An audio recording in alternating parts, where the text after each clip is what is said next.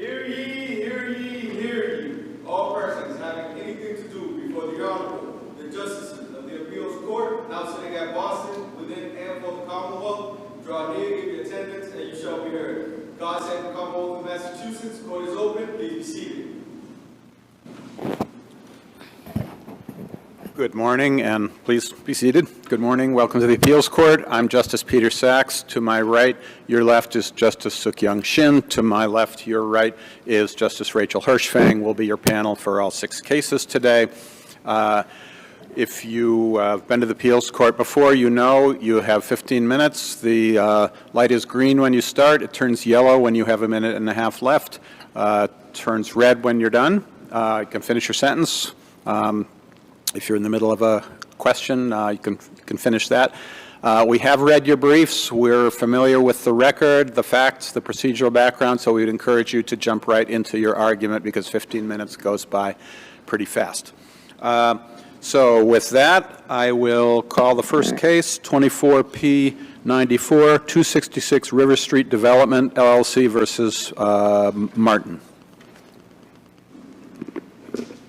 And one more thing, if you see us looking down at our iPads here, we're not checking the Facebook or the news. We're looking at the record materials. We've got your brief and the record on our iPad, so that's what we're doing.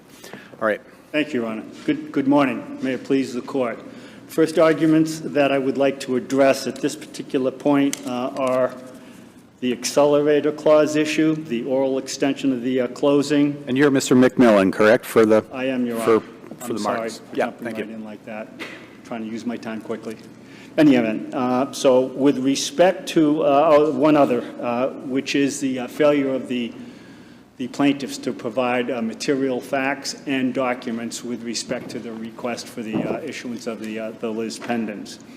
Dealing first with the accelerator clause and the oral extension, neither of those two issues were either raised or briefed at the time of the lower court hearing, so I don't believe that it's properly before this court on appeal and that they should not be addressed, and that should deal with the issue with respect to those two. You're referring to the issues, the arguments that it was a bilateral contract? Yes, Your Honor. And then the second one, are you referring to the allegation, the complaint that there was some sort of oral agreement to extend until July 22nd? I don't believe that it was in the complaint itself. I think it was made as an argument that, well, not July 22nd, July 31st, 2023. So what's the issue that you're saying is not before us? I don't think the issue of the oral extension is. Okay, so there is an allegation in the complaint about it. So is that what you're referring to? Well, there's an allegation of of a date of July 31st, 2023. The problem is it's quite confusing. Since there was no written exercise of the option itself, which was in a particular format, we're not sure what the deadlines were. Even if it was a 6-month extension from the date of July 31st, 2023. There was an allegation in the complaint, paragraph 29, that the 6-month extension caused the option period termination date to be July 31. Whether that's a correct interpretation of the contract, I'm not sure. And there's also an allegation that there was a verbal agreement to extend the closing date to July 22nd. That's paragraph 45. Well, which we'll get to that in just a moment, though. The allegations, though, unfortunately, at the time that we argued in front of the trial court judge, they didn't raise the issue of the oral agreement at that time. So you're saying even though it was part of the complaint, it wasn't argued, and therefore it's not before us? Well, there's no supporting facts other than that bare allegation contained. Well, it's a verified complaint. It was denied in the answer, but it's, I mean, does that make it frivolous, or does it mean that that argument has no reasonable basis in fact? Obviously, there's a dispute, but. Well, I think we're going to come to our argument is that it has no bearing ultimately because there's no oral agreement which is permitted by the statute of frauds. Well, the judge said that the statute of frauds had an exception where there had been reasonable reliance on some oral representation.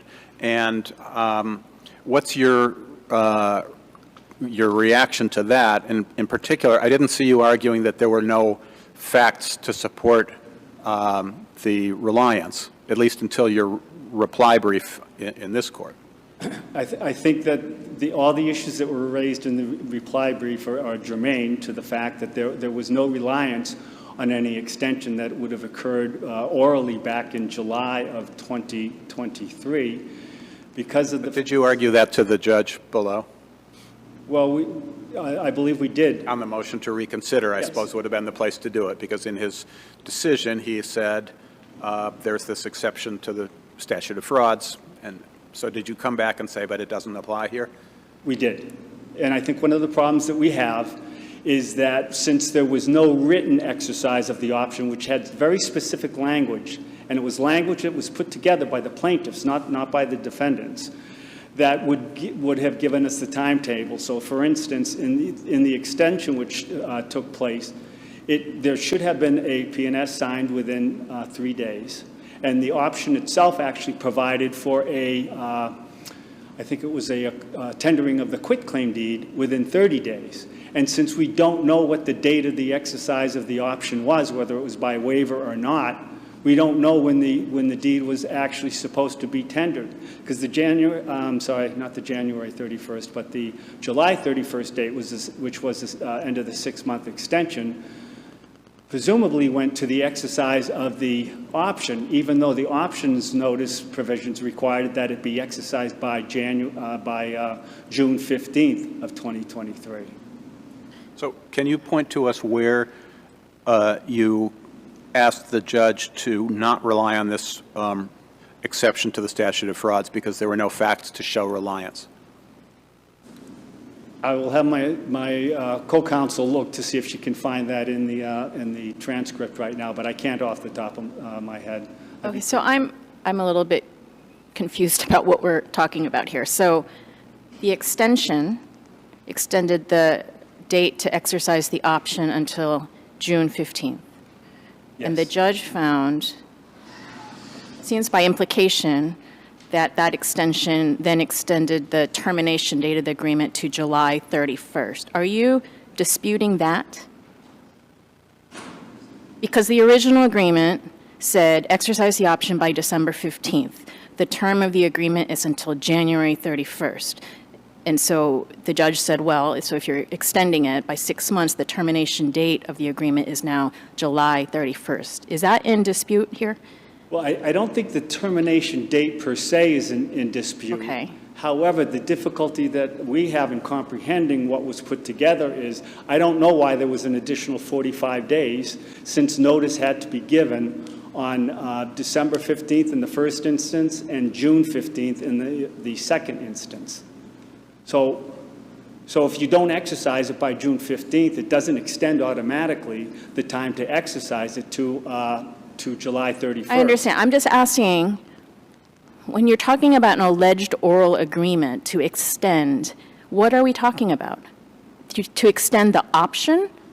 To extend the date to exercise the option? I believe that the extension, as referred to by the plaintiffs, wasn't for the exercise of the option. It was for the Closing date, right? But Right. why does that matter if you don't dispute that the closing date was extended to July 31st? Well, I do dispute that necessarily the closing date was July 31st, because the way the option is put together, it says within 30 days of the tender or receipt of the notice.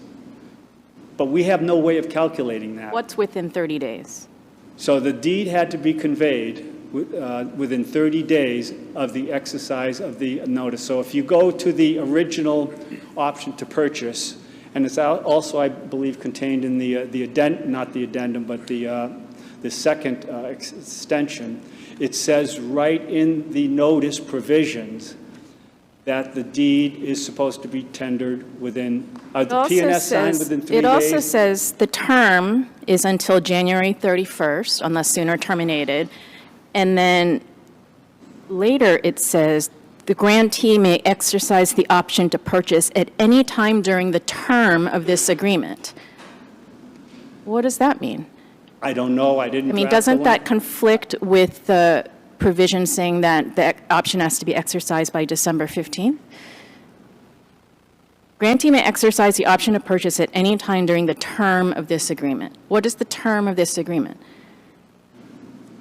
Again, the paperwork was put together by the plaintiffs, not the defendants, and I think that has to be construed against them because it's a nonsensical deadline since the exercise had to be 45 days earlier. So it had to be on or before initially December 15th of 2022, and then in the second instance by June 15th of 2023. It didn't extend the time, at least the way we read that contract, and as I say, since the plaintiffs drew it, it should be construed against them. But is that an unreasonable interpretation of the contract, or is it an interpretation that's without basis in law, such that your special motion to dismiss should have been granted?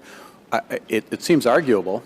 Yeah, I mean, there are a lot of ambiguities in this agreement. It seems arguable. I agree, and Your Honor hit the nail on the head. We do think that is a term, because of its ambiguity, you know, makes the special motion to dismiss ripe for allowance, because it's a factual issue and it's a material issue, and that's an issue of law. Is there even any evidence in the record that this option agreement was drafted by by 266 River Street? There is evidence that at the time of the oral argument in the Superior Court, I represented that both the the P&S, the extension, and the underlying option was drafted by plaintiffs. And I would refer the court to pages 142 in the record appendix, which should be the transcripts, and page 145. But that's not evidence, that's a representation of counsel. Unrefuted by opposing counsel.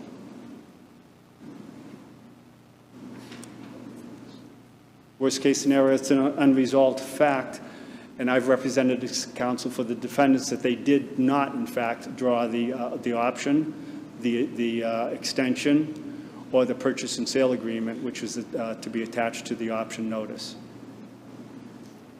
And I don't think that in any of the arguments that were contained in our brief did the plaintiffs refute that. Consequently, we would believe that that can be taken as an accepted statement of fact.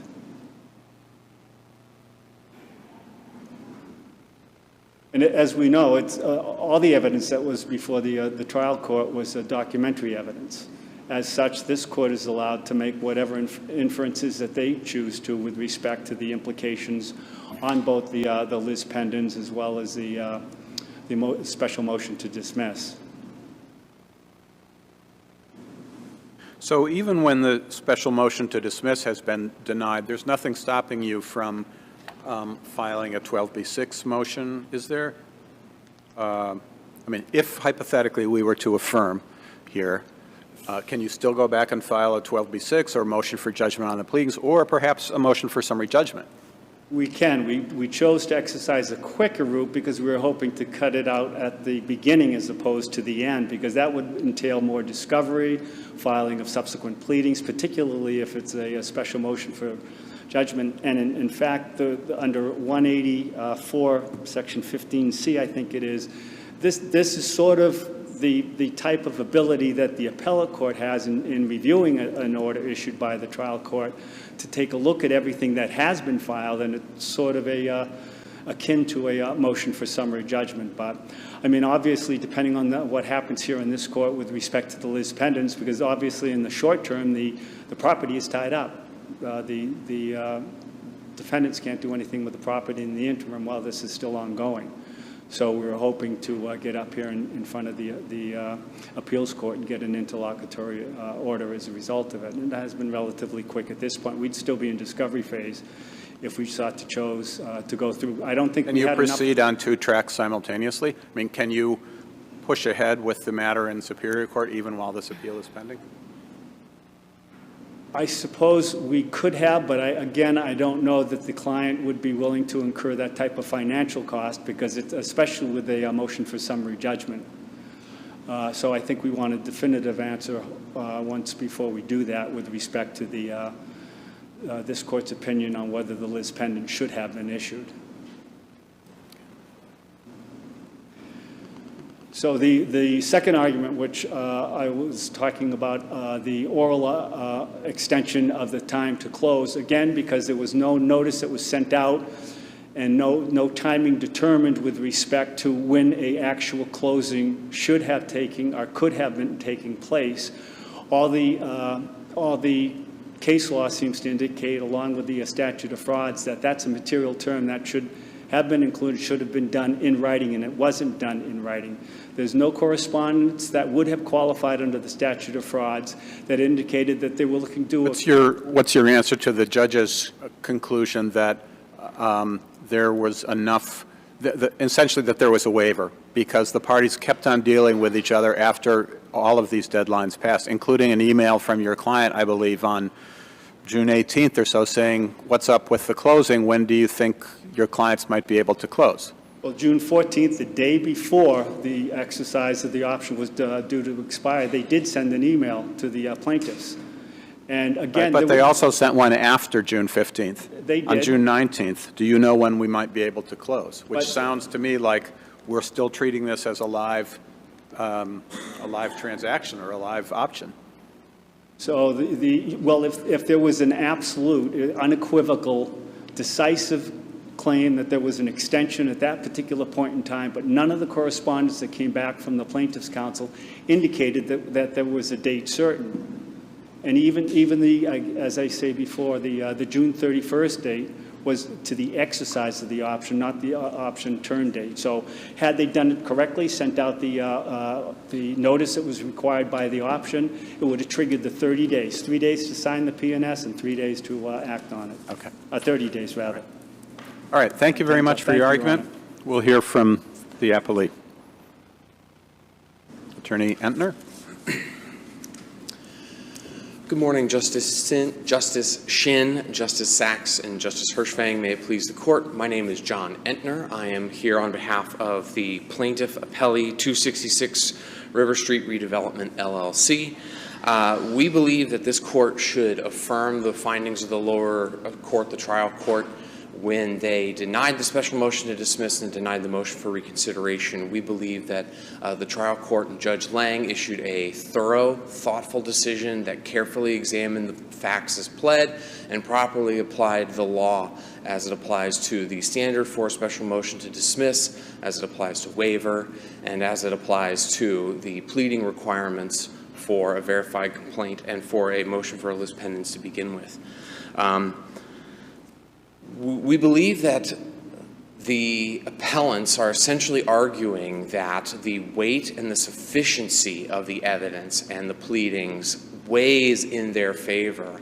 And we think that that's clear from their arguments that the statements don't rise to this level of creating a waiver issue, or we believe that, or they believe that the arguments don't quite measure up to what would eventually grant us relief. And I would remind the court, and I believe the court has asked questions along this line, that the standard is actually devoid of reasonable basis in law and an arguable reasonable basis in fact and an arguable basis in law. And I think that Judge Lang in his decision accurately found that there is an arguable basis here, that where there may be ambiguities regarding when things happened or who was doing what or who was saying what and at what time, those create issues of material fact that are not before him to find one way or another and not ripe for summary judgment, but should move the case forward past the pleading stage into the discovery stage. Can you tell us by what date, on what date, or by what date did you exercise the option? The defendant appellants are correct that our clients did not issue a written exercise of the option as required in the agreement. We agree with that. It's our position that at some point a conversation between these parties, there was a waiver, there was a notice of that option. We think that the behavior of the parties makes it clear that they were moving towards a closing, that it wasn't simply a waiver. By what time?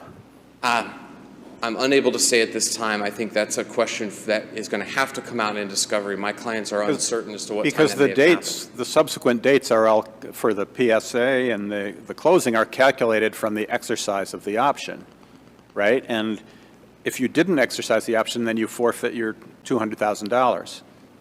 Correct.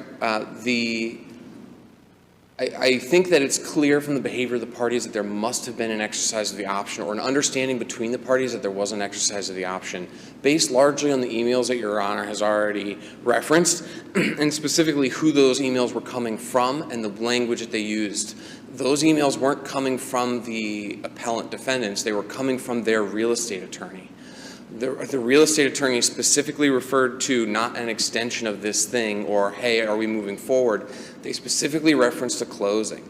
They referenced a closing in emails earlier in June when they were emailing back and forth with lenders counsel as well, where they specifically asked, are we on for closing tomorrow? Where are we for closing?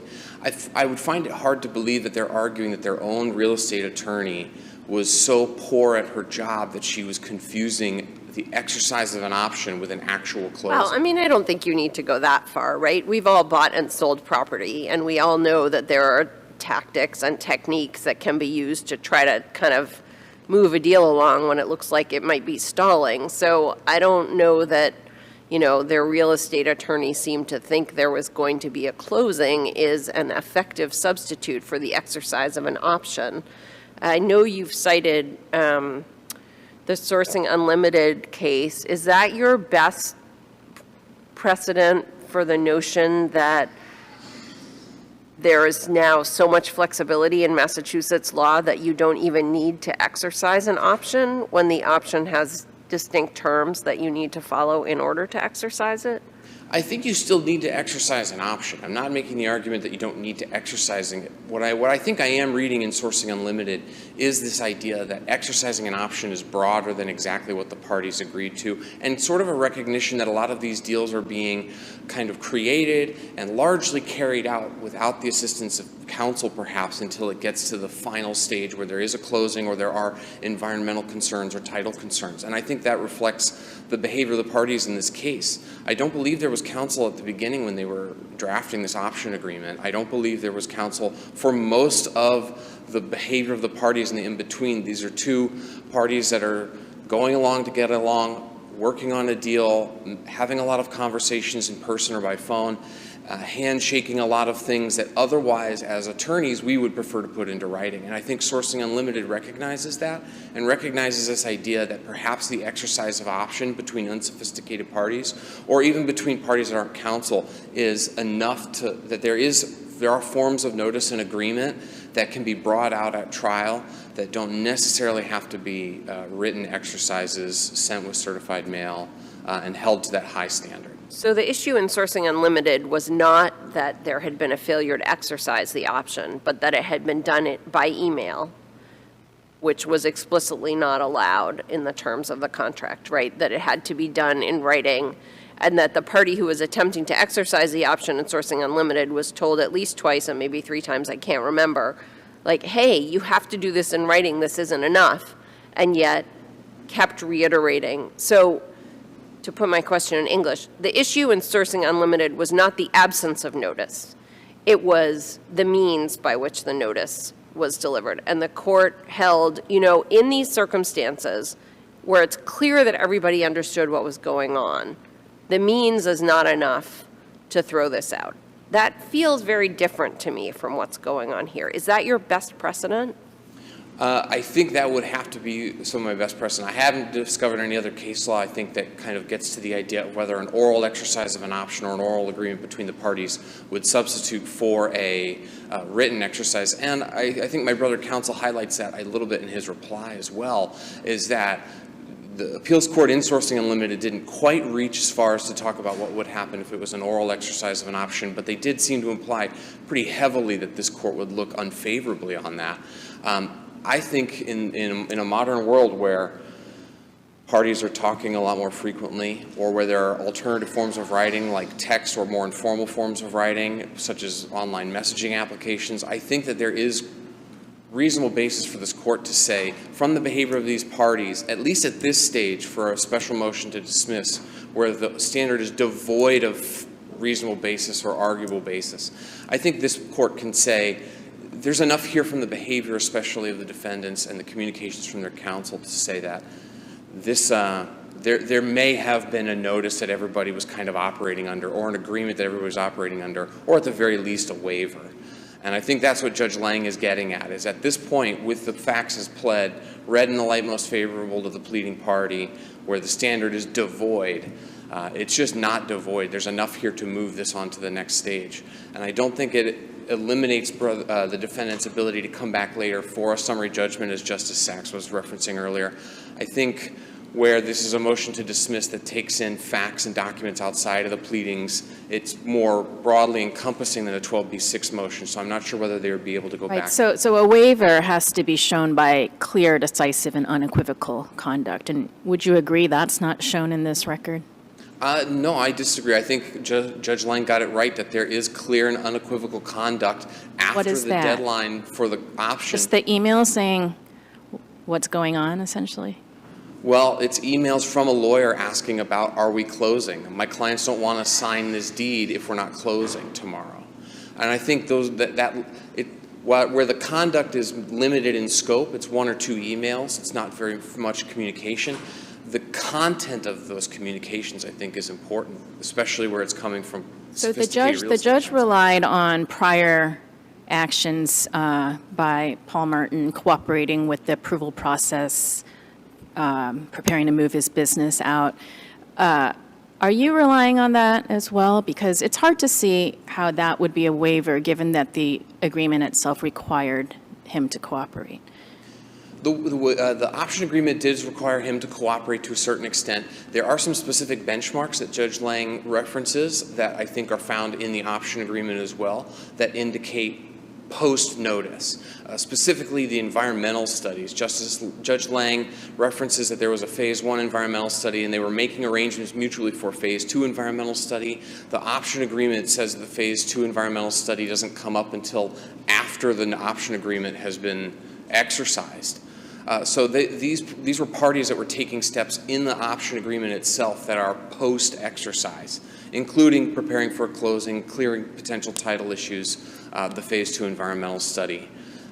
Whether the exact details of what those environmental studies contain or require, or what they exactly were planning, are slightly outside of the pleadings. They weren't argued or developed too much down at the trial court, but Judge Lang, from the documents available to him and from the arguments of counsel, said there's enough here. This isn't devoid of a reasonable basis in fact. There's fact here that is subject to further discovery and a finding from a trier of fact.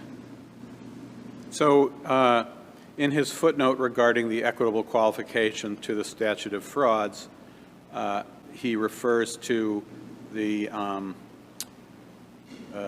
sort of reliance notion that if you proceed and change your position in reliance on the other party's continuing assent, then the oral agreement may be enforceable, notwithstanding the statute of frauds. What change of position was there, for example, after June 15th? After June 15th, I'm not sure there was much of a change of position, so much as there was the parties continuing to be in communication with one another and working towards a closing. There is that email from the real estate counsel on June 19th. There is the allegation, as Your Honor pointed out in paragraph 40 of our complaint, that there was an oral extension to a closing date to July 22nd. Right, but the question is that oral extension valid? So what was done in reliance on that oral extension? The parties were still, the plaintiffs were still working on securing the necessary funding and finalizing everything they needed to on their end for the closing, and they were kind of caught unawares by this unilateral. Right. They were working on it. But is there anything in the record showing a change of position in reliance on the claimed oral extension?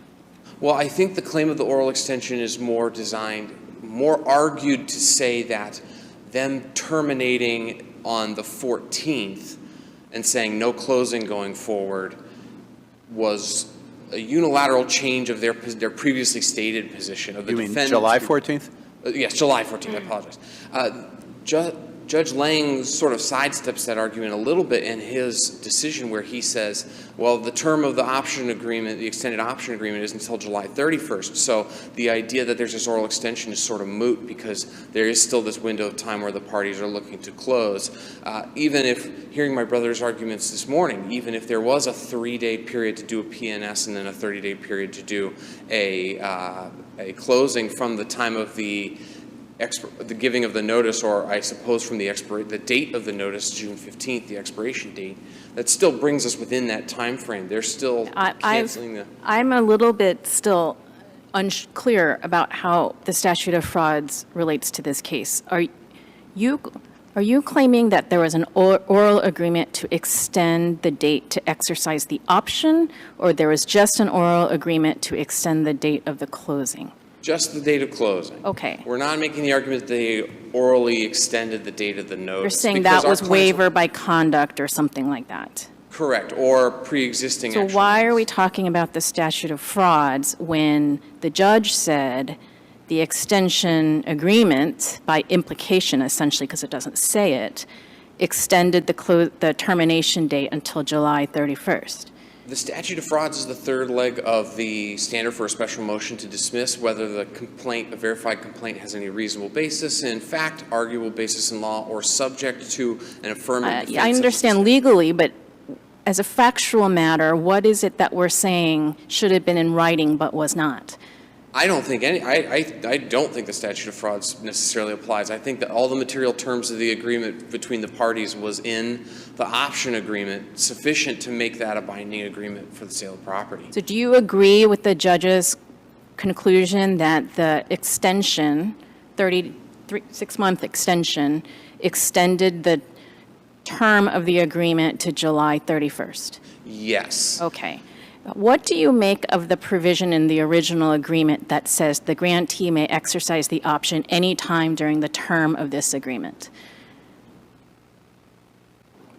I think it's evidence that this was an agreement that was put together without assistance of counsel between two parties who wanted to make a deal happen. I think also the provision that I cite that my brother counsel briefly addresses, which is the acceleration clause, is more evidence of that.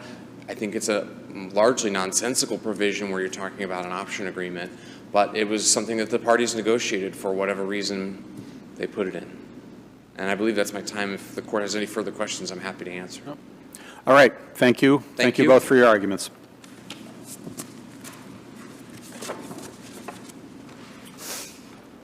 Our next case will be 23P 1395.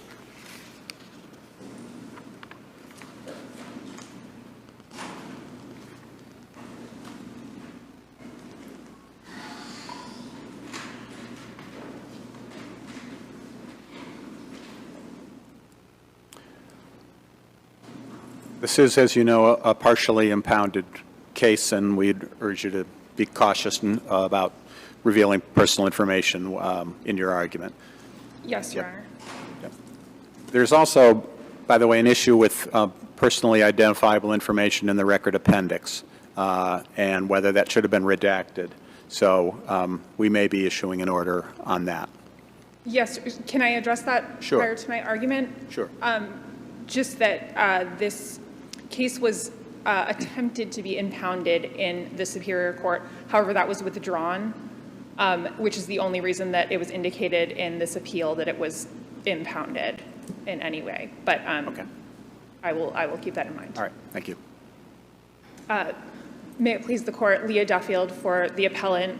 This appeal was submitted due to 2 errors by the trial court judge leading to the dismissal of the plaintiff's complaint.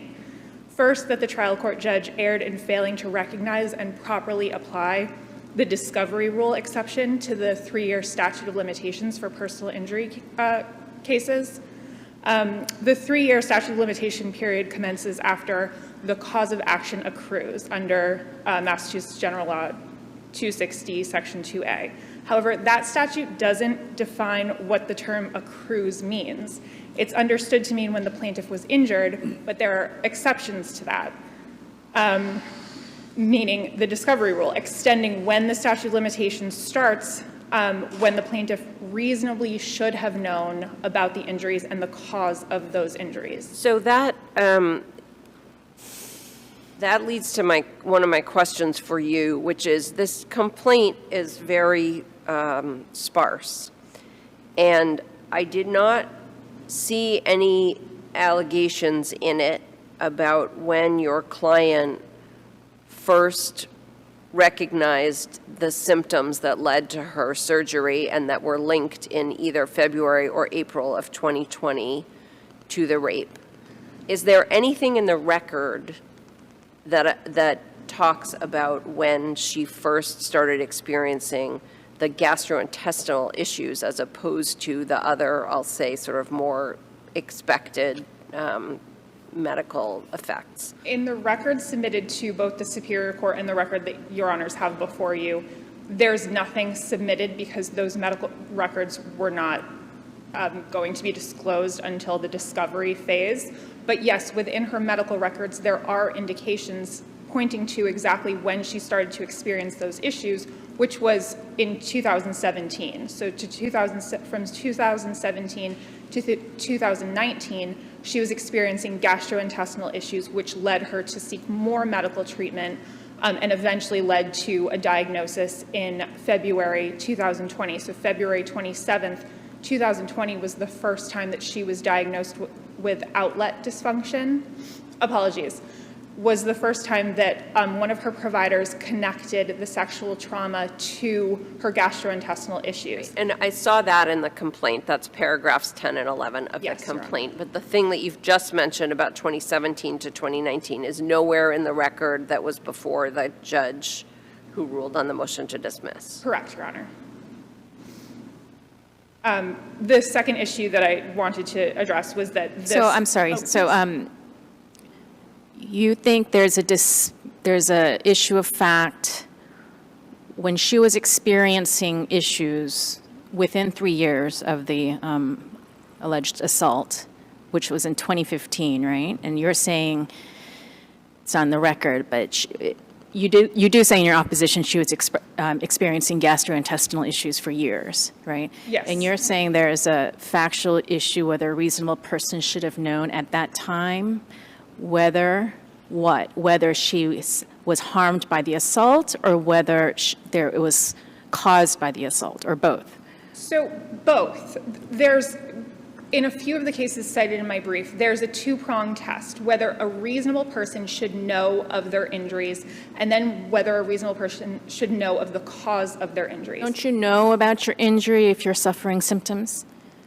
Well, I think that depends, and all of these cases are very fact-specific. So in this present case, yes, Ms. Clear, the victim was raped, and then she treated and knew about typical rape injuries. So indicated in her rape kit was bleeding, abrasions to her vagina and cervix. So she treated for those because her medical providers told her to treat for those. So then 2 years later, experiencing constipation, abdominal issues, dietary issues and vitamin deficiencies, that would not lead a reasonable person back to the 2015 rape. But what do you do with the language in Bowen versus Eli Lilly that says the plaintiff need not know the full extent of the injury before the statute starts to run?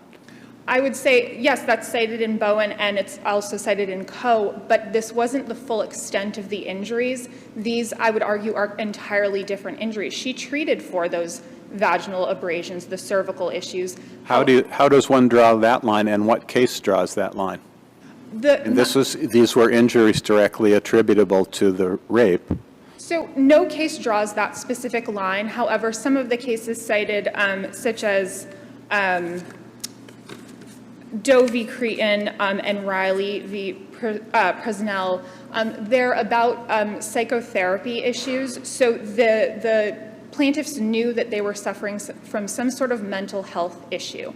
but until their medical provider connected the past sexual abuse in those cases directly to their current symptoms, that's when the statute of limitations began to run. But that link in those cases, correct me if I'm wrong, was important to know not only that there was an injury, but who caused it. Seems to me that here there was knowledge immediately after the rape, both that there had been an injury and who caused it. So the fact that other injuries developed later doesn't mean that the statute didn't start to run at the time of the original. I think those cases can be distinguished from this present case because of the nuanced facts of this case. It's not just an extension of the vaginal trauma, the initial sexual trauma. These are internal, non-obvious symptoms. So it's not like a emotional distress issue in these other cases that led to further mental health issues, or, for instance, a scratch on your finger, which eventually led to needing stitches or an infection of some sort. This is a completely different issue to a completely different part of the body. And so there's no way for a reasonable person to say that later on these internal injuries were directly correlated to this sexual trauma 5 years earlier.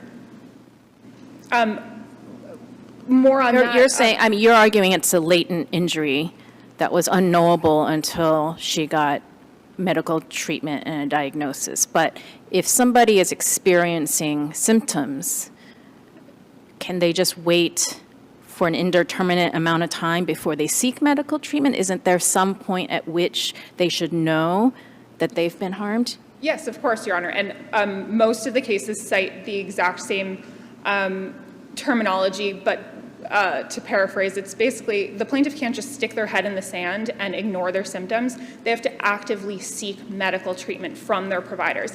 And she did. She sought medical treatment 8 days after the rape, received a rape kit, and continued treating with her medical doctors. And she continued seeking treatment up until that 2017 date when she started to experience these gastrointestinal issues, regular checkups. But until her medical provider made that connection, there's no reasonable way that a person could make that connection. And in a few of the You're saying she was getting treatment between 2017 and 2020? As regular medical checkups, and then further once she started to experience these gastrointestinal issues.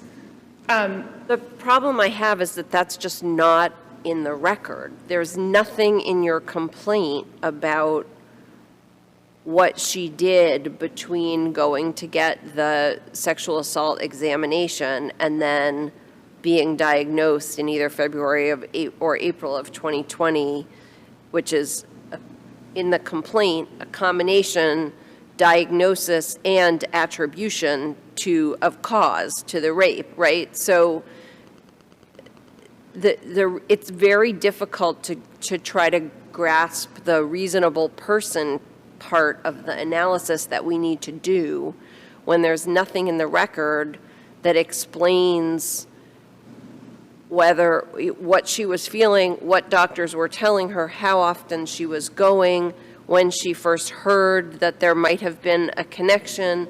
I mean, in the DES case, the Eli Lilly case, her doctor says, listen, this is something that we're starting to see in women whose mothers took DES during pregnancy, and then she goes, she starts kind of following it. We don't have that moment in front of us in your case. So to that, Your Honor, I would say that this case was at its infancy stages. No discovery was exchanged in that DES case and the Co case that the trial court judge relied solely on. They were well into the discovery phase. So in the DES case, it was shown that the plaintiff had those communications with her medical providers saying, did your mother take this drug that caused this cancer? It decided on summary judgment, right? I'm sorry? Decided on summary judgment. Yes, right? Your Honor. But in a motion to dismiss, we look at the well-pleaded allegations in the complaint, viewing them in the light most favorable to the plaintiff. Yes, Your Honor. And so is what you're saying that if the well-pleaded allegations in the complaint aren't everything and don't allow us to apply the test the second part of this test about the reasonable person, you should get to keep going in order to prove that there's more out there because it's a motion to dismiss and you should survive? Well, yes, Your Honor, I'm saying that there's enough substance in the complaint to allow a cause of relief. And so even though it doesn't have all of the facts and all of the documents that would be given in the discovery phase, and then allow for the defendant to file a motion for summary judgment after the fact, if new facts were found that there was no question, I'm saying there's enough in the complaint to allow this to move forward on the merits because she showed that she was injured in 2015 and she did not discover her injuries, the gastrointestinal injuries, until at the earliest February 27th, 2020. But that's not right, because you told us earlier that she discovered the gastrointestinal injuries, this is not in the record, starting in 2017. So what you're really saying is she did not discover until 2020 that there could be a causal connection between the rape and the gastrointestinal issues. Correct. Which is what leads me to ask about the second part of the test and not the first part, because you're not, when discovery comes in, presumably, you're not going to be saved by she didn't know, right? You need to be saved by she reasonably wouldn't have known. And that's what I'm looking for and not finding in the complaint. Right, Your Honor. So I think with, again, the facts of this case are so specific that, yes, she knew she was experiencing gastrointestinal injuries. She did not discover, I guess her diagnosis would have been the better way to word what I was saying. She didn't discover her diagnosis, which was a pelvic floor dysfunction, and that's what led to the outlet dysfunction diagnosis. So she did not discover that as the injury. She knew she had gastrointestinal injuries, which led her to continue her medical treatment, which is basically a requirement under these cases that you can't just throw your hands up and say, I'm experiencing these issues and I'll think about it later. She actively went out and sought treatment, trying to get some sort of diagnosis, and then try a connection back to the 2015 rape.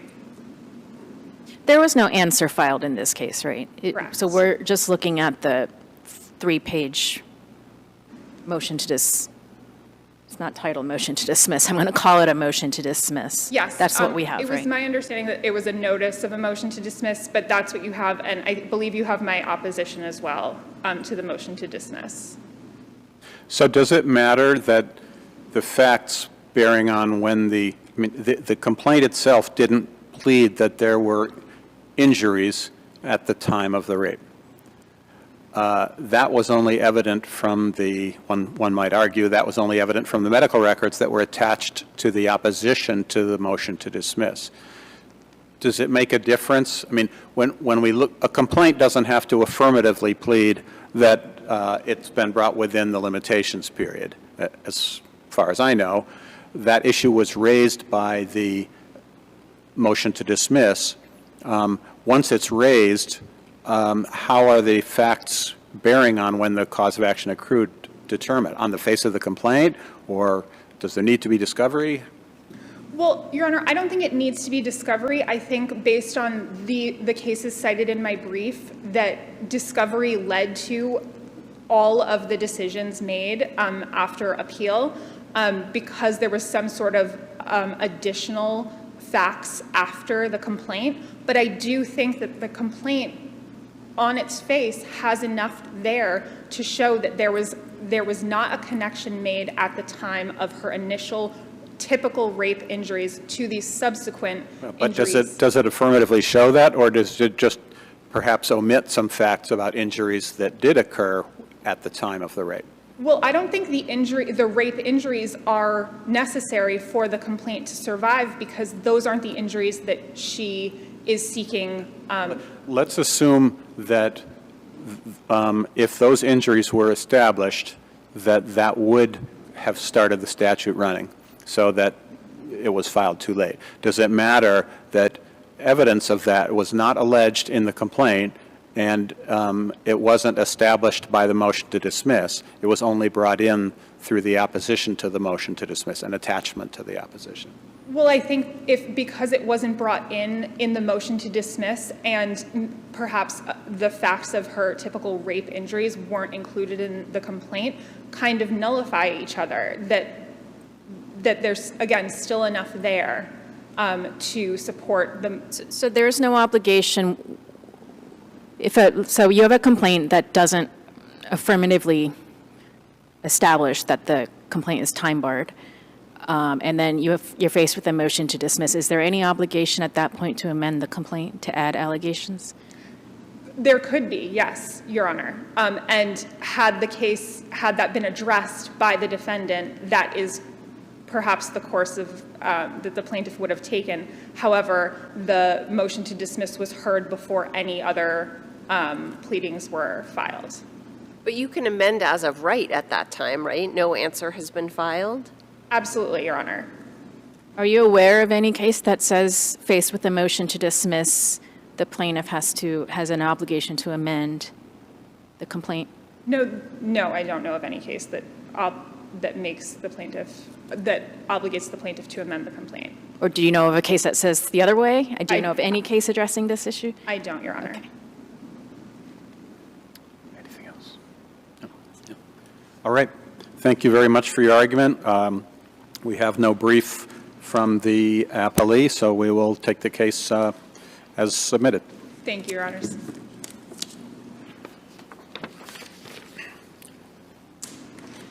All right, our third case will be number 24P4 in the matter of Julia Elisabeth Rice, and we will be taking about a 15-minute break after the third case. So those of you who are here for later cases can plan accordingly.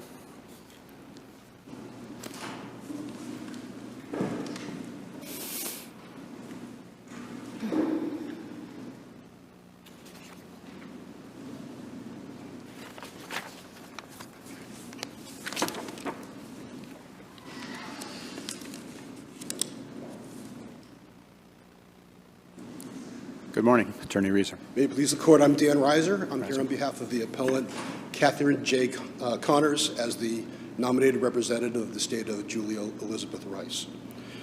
We're here arguing against a, a ruling of the Middlesex Probate and Family Court, July 11, 2023, where Judge Gargis reversed 18 months and 6 orders where she had refused to allow Susan Rice, one of Libby Rice's sisters, as special personal representative, to waive the estate's privilege. She reversed that in this order on July 11th and allowed it to go forward. We argue that there was no factual legal basis for that. It was abuse of discretion and it should be reversed. The order itself, if you look at the July 11, 2023 order, clearly states that it has 2 bases. It was based upon 2 things, the recent submissions, meaning their motion, which I refer to as the privilege motion, and our opposition there too, as well as there was a ruling in the wrongful death case that was brought by Susan Rice as special personal representative in the Middlesex Superior Court. There was a motion for judgment on the pleadings, and there was a ruling there. I'd like to address each of those individually. As to the waiver motion, it's clear from that motion that it's solely based on 2 documents attached there to Exhibits B and C. It's clear from the motion. Judge changed her mind about the law. Would you agree with that? She changed her mind about what was either permissible or appropriate for a special personal representative. I would agree that she had changed her mind, but I would argue that it was based upon impermissible grounds. What's impermissible about a judge saying, hey, you know what, I've rethought this, I've considered the decision of another judge in a related matter that makes me see the law in a new light. I think I need to change what I did before because it was legally wrong. Or perhaps, what I did before was an abuse of discretion, or I'm exercising my discretion differently now, even if it wasn't an abuse before.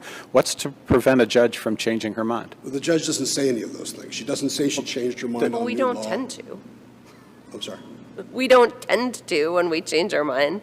I mean, she's allowed to enter a different order. Well, she's allowed to enter a different order if it's based upon something that was a reasonable basis for changing her position. Well, reading sorry. And why would the decision of the Superior Court judge discussing the ability to waive by a special personal representative not be a sufficient ground for the probate and family court judge to say, you know what, I think I'm going to change my mind on this? Okay, so the two bases, I think you're referring to the ruling on the motion to quash, which was not one of the bases for the waiver motion, the waiver ruling, and it wasn't before the judge at that time.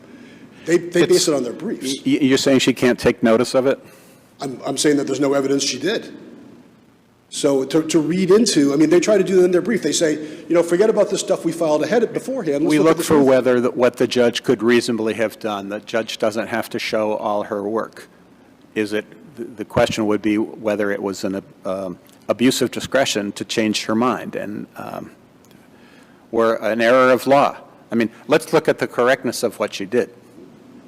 That might be a better place to spend your time. Okay, so, well, I guess if you're going to say the legal correctness of what she did, then if the privilege does pass to estate fiduciaries upon the death of the decedent, the only estate fiduciaries at that time were my client and Sally Lurie as co-defendants, excuse me, co-trustees of Libby Rice's trust. Well, she had been appointed, Ms. Rice had been appointed a special personal representative. Afterwards. She was appointed, I thought, appointed and then extended 4 or 5 times. Yes. And then she was she filed a new motion with along with her motion for to reconsider the privilege waiver issue, and it was allowed. Yes, so just to establish the facts, I know you told me not to go into them, but I think they're relevant here. Libby Rice, unfortunately, took her own life on January 23rd. We know the No, facts. we don't need to go that far back. The SPR appointment was not till January of 2022. It was September 28th, 2021. I think that was the original Mr. Mayor. There was one before her. I'm sorry, you're totally right. That was Mr. So Ray. I believe, I can find the exact date. My memory says it was January 1 of 2022. January 19th, 2020. Okay, I was close. I got the one. A trustee of a testamentary trust doesn't have the authority to exercise or waive the decedent's attorney-client privilege, does she? I think so. I think so. Well, the case law talks about outdated terms. It talks about administrators, executors, but it talks about... Okay, so now we use the term personal representative, whether it's a general or a special, but your client was never appointed. She was nominated in the will, apparently, but she was never appointed a personal representative. She never sought appointment. She never opposed the appointment of Ms. Rice. She may be a trustee of a testamentary trust, but maybe we could back up and ask, what standing does she have to appeal this order or to object even to the appointment and the terms of the appointment of Ms. Rice? Well, I think she does have standing. Under Chapter 190B, Section 1-20124, I believe that she falls under the definition of an interested party. Well, there's a decision out of this court earlier this year. It's called, sorry, it's taking me a moment to find it, but it is the Birkenfeld case, State of Birkenfeld, which basically says that simply because you're an interested person does not give you standing, and that common law principles of standing still control. So when you have to be able to show an injury. Well, I think the injury here is twofold. That goes to their argument that she's not an agreed party to go before the probate court. So as the trustee of the trust, and if you look at Exhibit B, and I think C as well to the privilege motion, it makes it very clear that Libby Rice had a testamentary intent that her 3 sisters not be involved in postmortem issues, and that her co-trustees were to handle all those things. This wrongful death witch hunt, whatever it may be, is exactly the type of thing that Libby Rice was trying to avoid.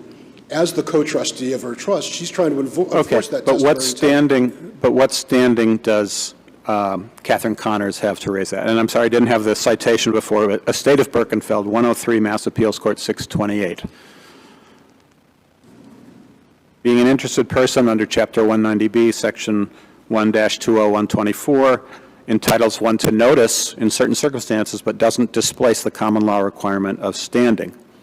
In other words, a legal interest in the decedent's estate. So the legal interest, again, I'm sorry that I'm repeating myself, but I do think it is the basis of it is that she was tasked as a fiduciary to protect the testimony interests and desires of the trust the trust grantor, and that's exactly what she's doing here. There was no desire that her sisters would be dealing with these post-mortem issues, and she's trying to protect that intent. And as well, I would. Her duty as a trustee would be to administer the trust. Yes. Not to execute the wishes of the decedent in other regards, and the trust basically distributes keeps the trust assets and then distributes them in accordance with the trust. How does the trust have an interest in whether additional assets are added to the trust as proceeds of a lawsuit? Does the trustee have a standing to oppose the addition of assets to the trust? Well, I don't know what this is going to result in additional assets. Well, it's not going to result in fewer assets to the trust, is it? I mean, if it was going to diminish the trust corpus somehow. Well, the trust is incurring expense for the legal fees that are involved with these matters. The trust is defending the case?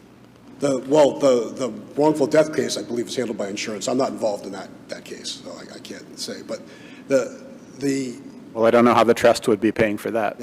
Yeah, I don't believe it is. I think it's correct. So what injury is there to the trust from the wrongful death case? Or from the ability of the special personal representative to pursue that case? I think that the injury is, I guess I would disagree with the court that the testimony intent is not part of the protection of that is not part of the trustee's role. You know, the trustee is to fulfill the trust along with, as the expressed wishes of the grantor, and I would argue that at very least Exhibit B, which was done after the trust but prior to death. Do we even have the trust document in the record?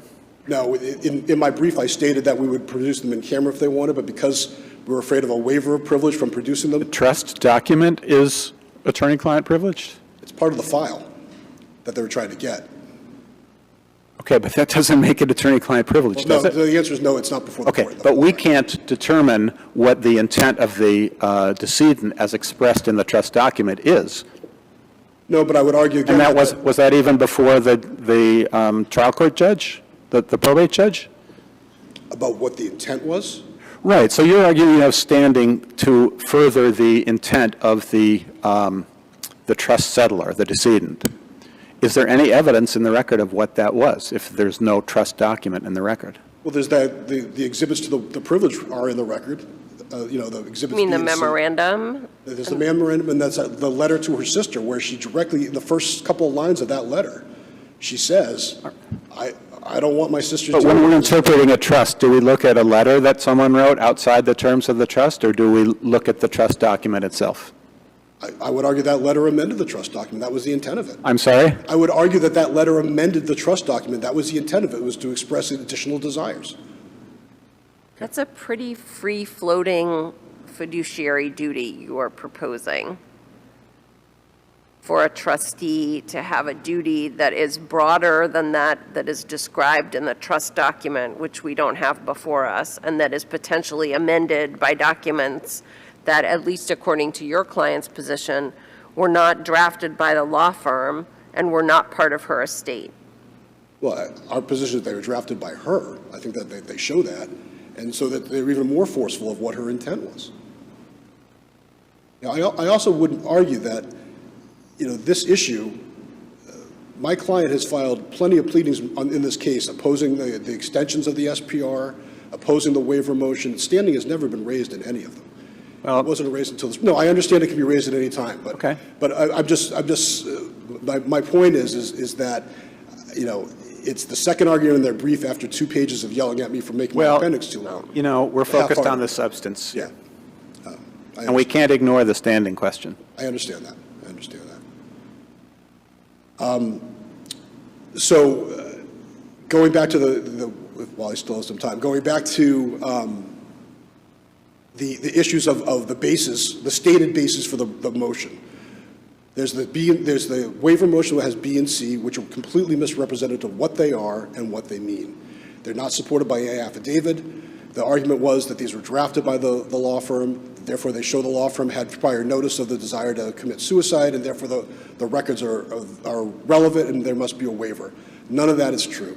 They're not supported by affidavit. The opposition's had affidavits from the lawyers who drafted the estate documents that said we didn't draft these documents and we had no prior knowledge.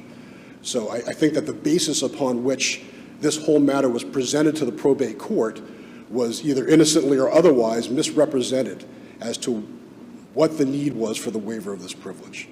As the MJOP ruling, that too, I believe, was misrepresented because it's not a ruling on the merits. And the Barish case cited in my materials, and in the order itself, quite frankly, say that.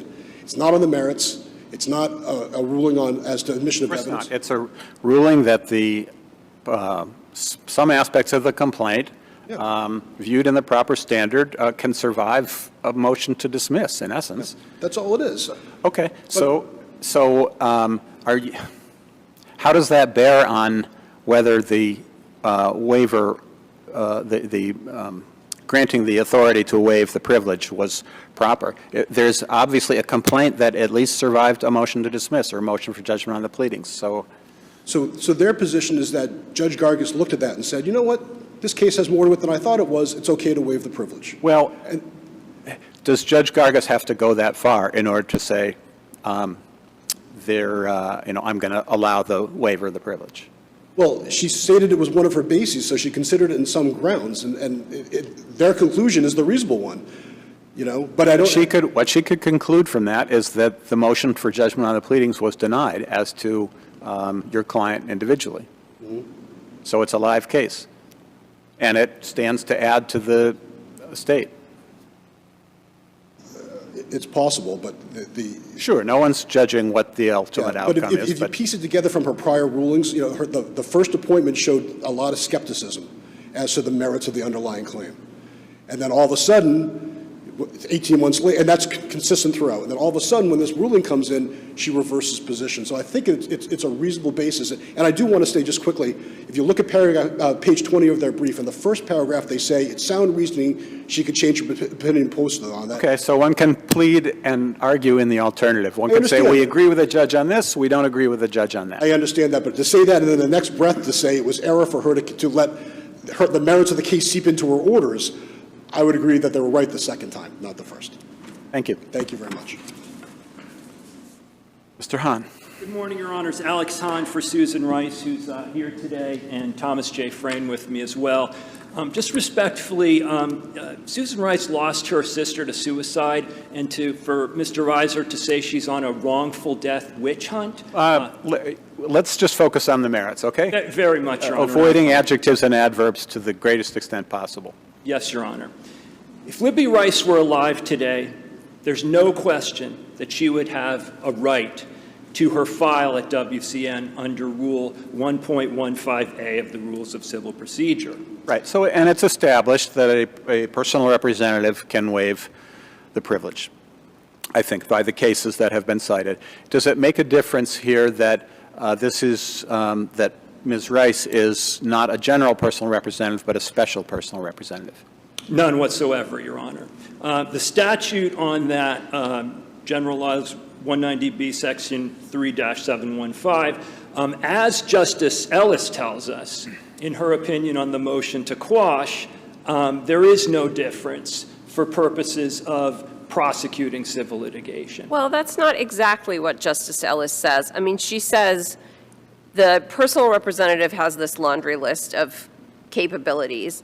The special personal representative has a few of those carved out. Yes. My reading of the difference is that most of the carve-outs have to do with the ability to dispose of money in the estate, to settle claims, and so on. Yes. And then goes on to say therefore, she can prosecute the lawsuit. Justice Ellis never says, I think, the rights that are imbued in the special personal representative include the right that the personal representative undoubtedly has to waive the privilege. Do you have a case that says that the ability to waive the attorney-client privilege is vested in a special personal representative? I know all the cases you've cited about the personal representative, that is established, but the special personal representative. No, Your Honor, I don't believe there are any cases, but I very much read Justice Ellis as saying that when you have a special conducting litigation, there's no sort of differences in power at that point. A special and a general, either of whom is prosecuting a lawsuit, is going to have coextensive powers. I read it very much like that, and I certainly haven't read any case law to the contrary. And at the time the subpoena was served, there were no restrictions. So the sequence, I think, is important. Ms. Rice becomes the special and serves this subpoena, and at that time there's no delineated restrictions on her authority. At that point, Ms. Connors goes back to Judge Gargis, who expeditiously enshrines these restrictions. And at first, her first order says no waiver of the privilege. In January 2023, she adds another restriction saying, I do not authorize any inquiry into the decedent's will or trust. That restriction never made any sense. Libby Rice made an estate plan and a will in December 2018 and was dead in January 2019. And the will nominated Ms. Connors, and Ms. Connors ends up being represented by WCN. So that was a glaring conflict of interest that Justice Gargis took care of. But the notion that one would not want to discover that information and that Judge Gargis would get in the way of that, never made any sense. This case boils down to, as Justice Sachs says, did Judge Gargis have the right to change her mind? And absolutely, a judge is never precluded from doing the right thing, from following the law, from correcting an error. In this case, she corrected an error based on an order that restrictions that were fairly inexplicable, but she did change her mind. And her earlier orders never explained why, never articulated any basis for this. And I understand it's the probate court and we don't get fulsome opinions on everything, but the judge, it was fiat. In the order removing the restrictions, she does have a basis. She cites to the denial of the MJOP. I agree with Justice Sachs. The content of the complaint as such is irrelevant at that point. Justice Gargis, I don't think she did go back and review the complaint. There's no indication of that. And why would that be necessary? She's just looking at the fact, not any evaluation of the merits. She's looking at a case passing over a motion to dismiss, something that's not without teeth. It's a sister judge in the trial court department admitting this case to discovery. And Judge Gargis said, yes, I'm going to change my mind and allow the waiver of the privilege. Why was it inadequate to review the documents as opposed to having a complete waiver of the privilege? Inadequate for us to review them? In terms of us being potentially given access to them by Mr. Reiser. Mr. Reiser would have to have gotten the documents from somewhere. From WCN, and I did have congenial conversations with Mr. Reiser about this. We ultimately concluded we have no basis for trusting WCN about anything, and certainly not turning over the full contents of the file. So you were concerned that it was not a question about the use of the documents. You were concerned about the completeness of a production that would have been obtained that way. Exactly, Your Honor. We ultimately concluded that, notwithstanding, I think with Mr. Reiser, there's considerably more trust, but all that is irrelevant.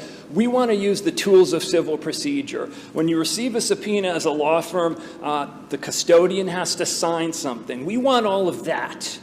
We want what the civil discovery tools allow. So can you address the standing issue? You agree she's an interested person. You agree that she's, at least under the statute, Ms. Connors, you agree that she's the nominated personal representative.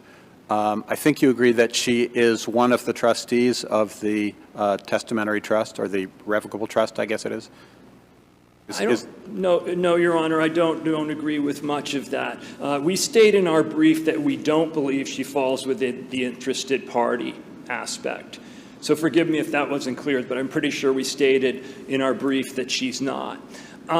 This trust thing kind of comes right out of left field. It wasn't raised below. It wasn't raised in the principal brief.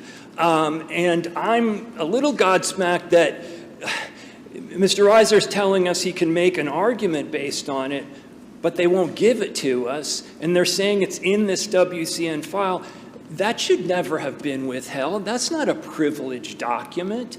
We're seeking her whole client file, but they should certainly produce non-privileged documents, especially if they're going to argue in the appeals court that those documents make their case for them.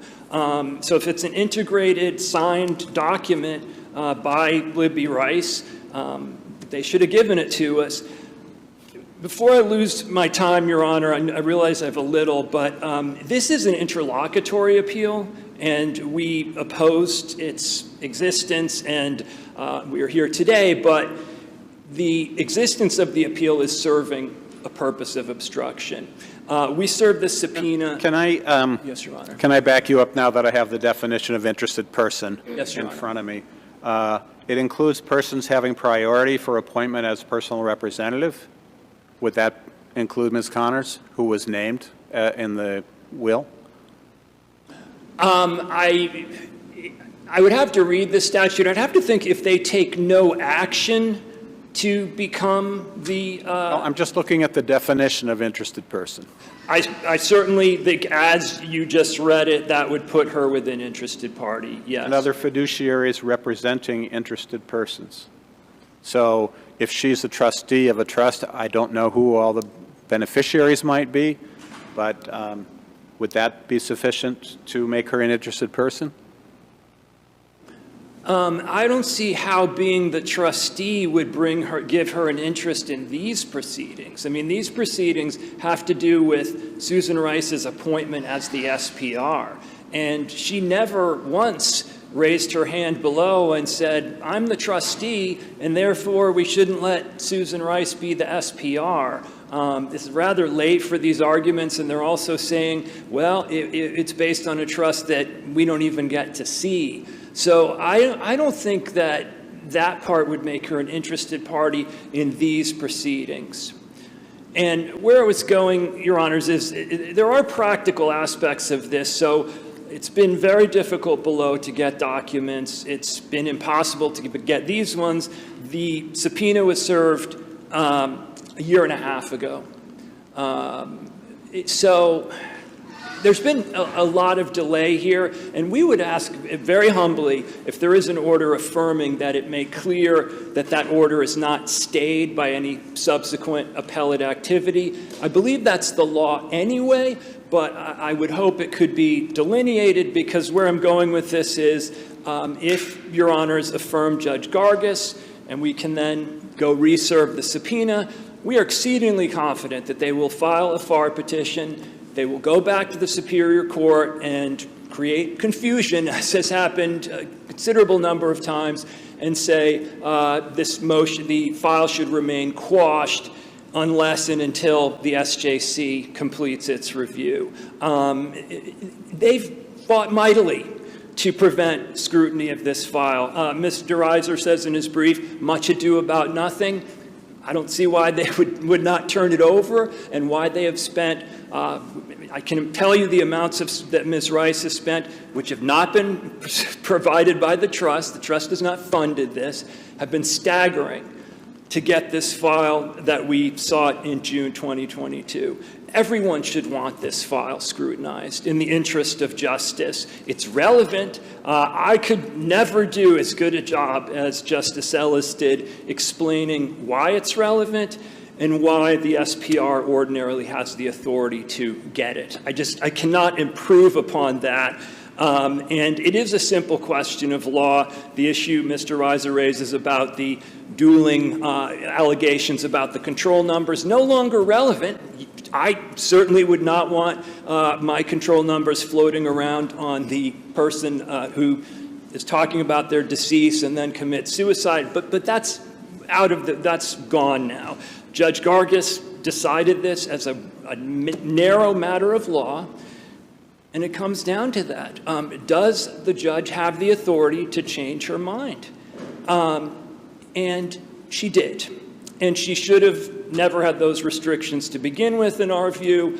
But, our hope is we get an affirmance of Judge Gargis, and hopefully, again, this is interlocutory, and it's moved at, I think, a traditional pace. I've never been clear if there's any difference in how the interlocutories move through the appeals court once allowed, but we would like to get these documents. Parenthetically, I'll just tell you that in the discovery below, Ms. Connors does have some of the documents that are from this file. So the privilege has been lost, obviously, and what appears to have happened... That's not really for us to deal with, is it? Fair enough, Your Honor. I apologize. I'm far afield. Are there any other questions from the panel? Nope. Thank you very much, All right. Your Honors. I appreciate it. Thank you both for your arguments. We will take our morning recess now, 15 minutes, and we'll be back. Court, all rise.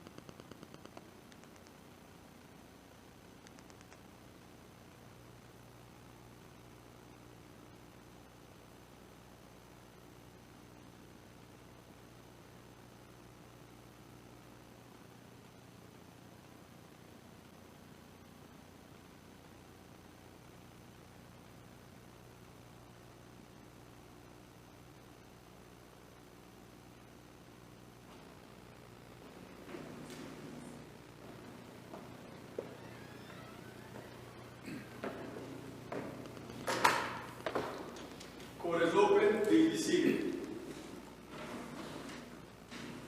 All right. We will pick up with our second group of 3 arguments, the first of which is number 23P 1496, DCF versus Father. Just a reminder, I'm sure as counsel aware, this is an impounded case, so just avoid names. Thank you, Your Honor. I'm Madeline Blanchette, and I'm here to represent the father appellant. This is a case that demands vacating the termination decree because the lower court failed to hold DCF to its mandate to provide reasonable efforts at reunification, and the ultimate finding that reasonable efforts occurred here was clearly erroneous. I want to bring the Justice's attention first, please, to the decision of the lower court at the 72-hour hearing. That hearing did not occur until December, although father did present in lower court in September. He did file his paternity action immediately then, and but he did not get adjudicated the father until December, and so that's when he got a 72-hour hearing.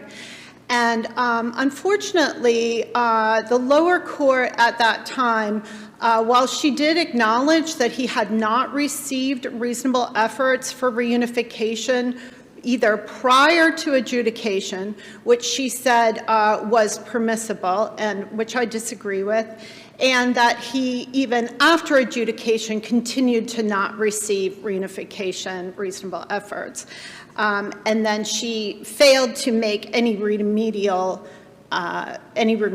orders. So I would say that was the major first problem in the case. Counsel, can I just pause you for a moment? I'm trying to find that transcript, and I'm not seeing it in the transcript appendix. Is it somewhere else? It's in the record appendix 1, pages 27 and 28, Your Honor. Thank you. So she said, father was not provided with specific information about the child due to his then status as a putative father. Even after he was adjudicated the legal father, the department did not provide him with specific information about the child and her needs. So at that point, under Walt, she could have returned custody to the father, or even if she wanted to maintain temporary custody with the department, that was her opportunity to make remedial orders to ensure that reasonable efforts were being made to reconnect the child with her father. All right, but what efforts were not made after that point? Well, Your Honor,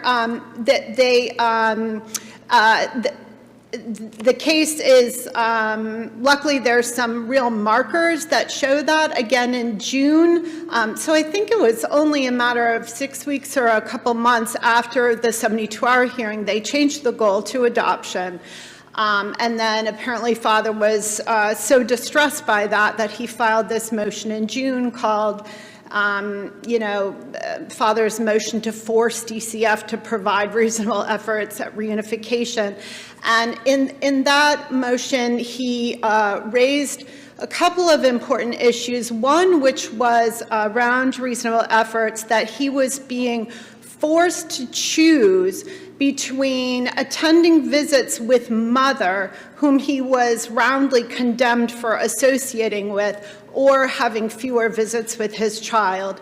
And again, he was being denied access to information about her special needs, being denied access to attend medical appointments.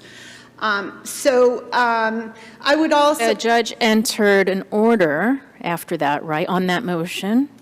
Your one Honor, in June, not June 2021, where she ordered certain remedies, right? She said that she explicitly didn't have the power to order a remedy, and that she said that the more appropriate forum for this motion would be at the permanency hearing. So then the SJC decides Rashida a little later, and does he come back and say, no, Judge, you do have the authority? Your Honor, he does not. There is a permanency hearing on July 1st, which is another very problematic event where DCF is posing now to the court for permission to change the goal, presumably from reunification to adoption. And the lower court makes a finding in the docket that that was an appropriate goal change. And then very significantly, he says that DCF has made reasonable efforts on a goal other than reunification. So that's erroneous because the goal was allegedly reunification prior to the moment that he allowed the goal change. Personally, I think that that is the truth, which was that DCF was not working towards reunification. They were working towards another goal, which is sort of this self-fulfilling prophecy and shaping the facts of the case. Okay, but so trial occurs in August 2022, right? Yes. So looking at the case globally, what efforts should the department have provided but did not? Your Honor, I would say initially having a once-a-week, 1-hour visit with the child with a newborn is insufficient to, to really allow for bonding.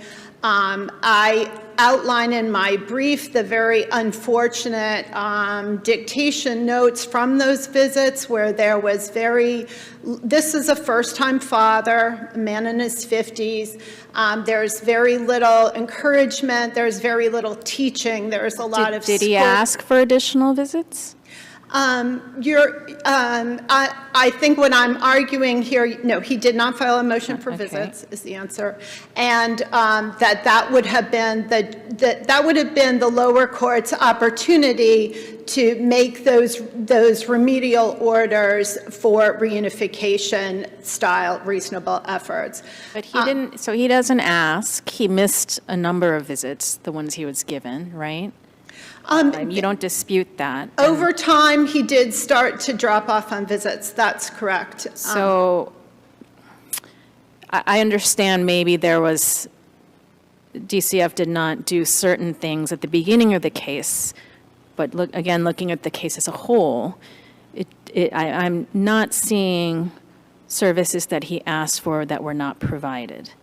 Well, Your Honor, he doesn't have to ask for services. The burden is on DCF to provide reasonable efforts to reunification. All right, so what services did DCF not provide? I can throw some out that I think would be tailored. The major things that they criticized him about were a lack of understanding of the special needs of the child. He did file a motion for that. That's the motion in June. Also, that is something that Judge Phillips highlighted. A motion he asked for more information about the child's medical needs, right? And then I thought in that order, the judge said that the department agreed to provide that information. They did. So at that point, he had not, so that's in June, he had not been allowed to attend any medical appointments, even though he had asked, and that's in the record. After that, he was. And then after June, there was like a negotiation which the judge codified. And then I think in August, he was invited to a visit.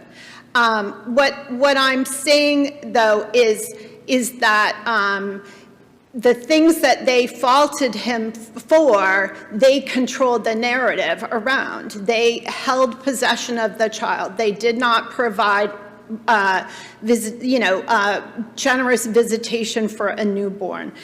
They criticized him for his lack of knowledge about the mother's substance use. They don't refer him. They don't give him a parenting aid. They don't encourage his family to come in. These are some things that he did ask for. Instead, they give him this boilerplate plan that is not carefully tailored to what their main criticisms of him. And I do think that, then when the lower court had the entire case at that at the termination trial, and he did have to review all the material and make a fresh determination if there were reasonable efforts to reunification. You know, it's really like 0 plus 0 plus 0 is 0. Like there is no finding in this record that DCF provided reasonable efforts to reunification. So that at trial, father continued to have infirmities. While I'm not conceding that, even for the sake of argument, if that were true, I mean, it's just, it's fundamentally unfair to his substantive due process rights that he would end up at trial never having been given a meaningful pathway to reunify with his child. So what are we to make of hearing your point on DCF was offering the wrong things?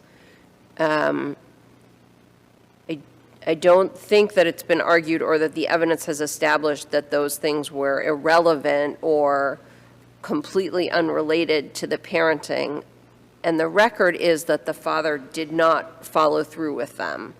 Was the judge entitled to consider that in the determination of the father's fitness to parent this child? Your Honor, in terms of the father respectfully declining, for example, therapy, yes. I mean, Therapy, the parenting class. The parenting class is more complicated because he did make attempts at that and he had all kinds of problems with connectivity. But, you know, it's very clear. It's in the record. The court investigator acknowledges that father had no mental health concerns. He had no substance concerns. I mean, mother is undoubtedly unfit. To sort of, you know, so he respectfully declined mental health services. That is correct. And I think that while the lower court can take notice of that, I mean, it's not at the nexus of the parenting, of even what DCF said the parenting concerns were. I do want to also just mention, I know my sister points to Ilona and says that even in a case where reasonable efforts have not been provided, the lower court can still terminate rights.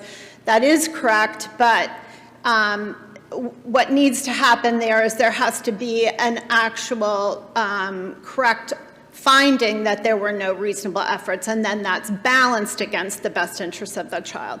That didn't happen here. There was just, I mean, DCF has so much discretion, and there are a few guideposts along the way in the trial court, and somehow this case just blew through all of them. I just want to make sure I'm understanding what you're arguing. So you're saying that there was no finding in the judge's ultimate decision that the department made reasonable efforts? Did not make reasonable efforts. If he had acknowledged that they did not make reasonable efforts, Are you saying that there's no finding at all, or are you saying that the finding was erroneous? I'm saying his finding that there was reasonable efforts is clearly erroneous. Oh, okay. Because there's nowhere in the record. I thought you were saying that the judge didn't make a finding at all. No, I'm sorry, Your Honor. okay. No, he did make a finding, and it's not correct. What I'm saying is that up until his erroneous finding in the termination decree, there was no finding that DCF along the pipeline. It didn't happen at the 72-hour hearing. It didn't happen when he filed that motion in June, and it didn't happen at the single permanency hearing on July 1st. There's no finding in the record that DCF ever provided reasonable efforts for reunification.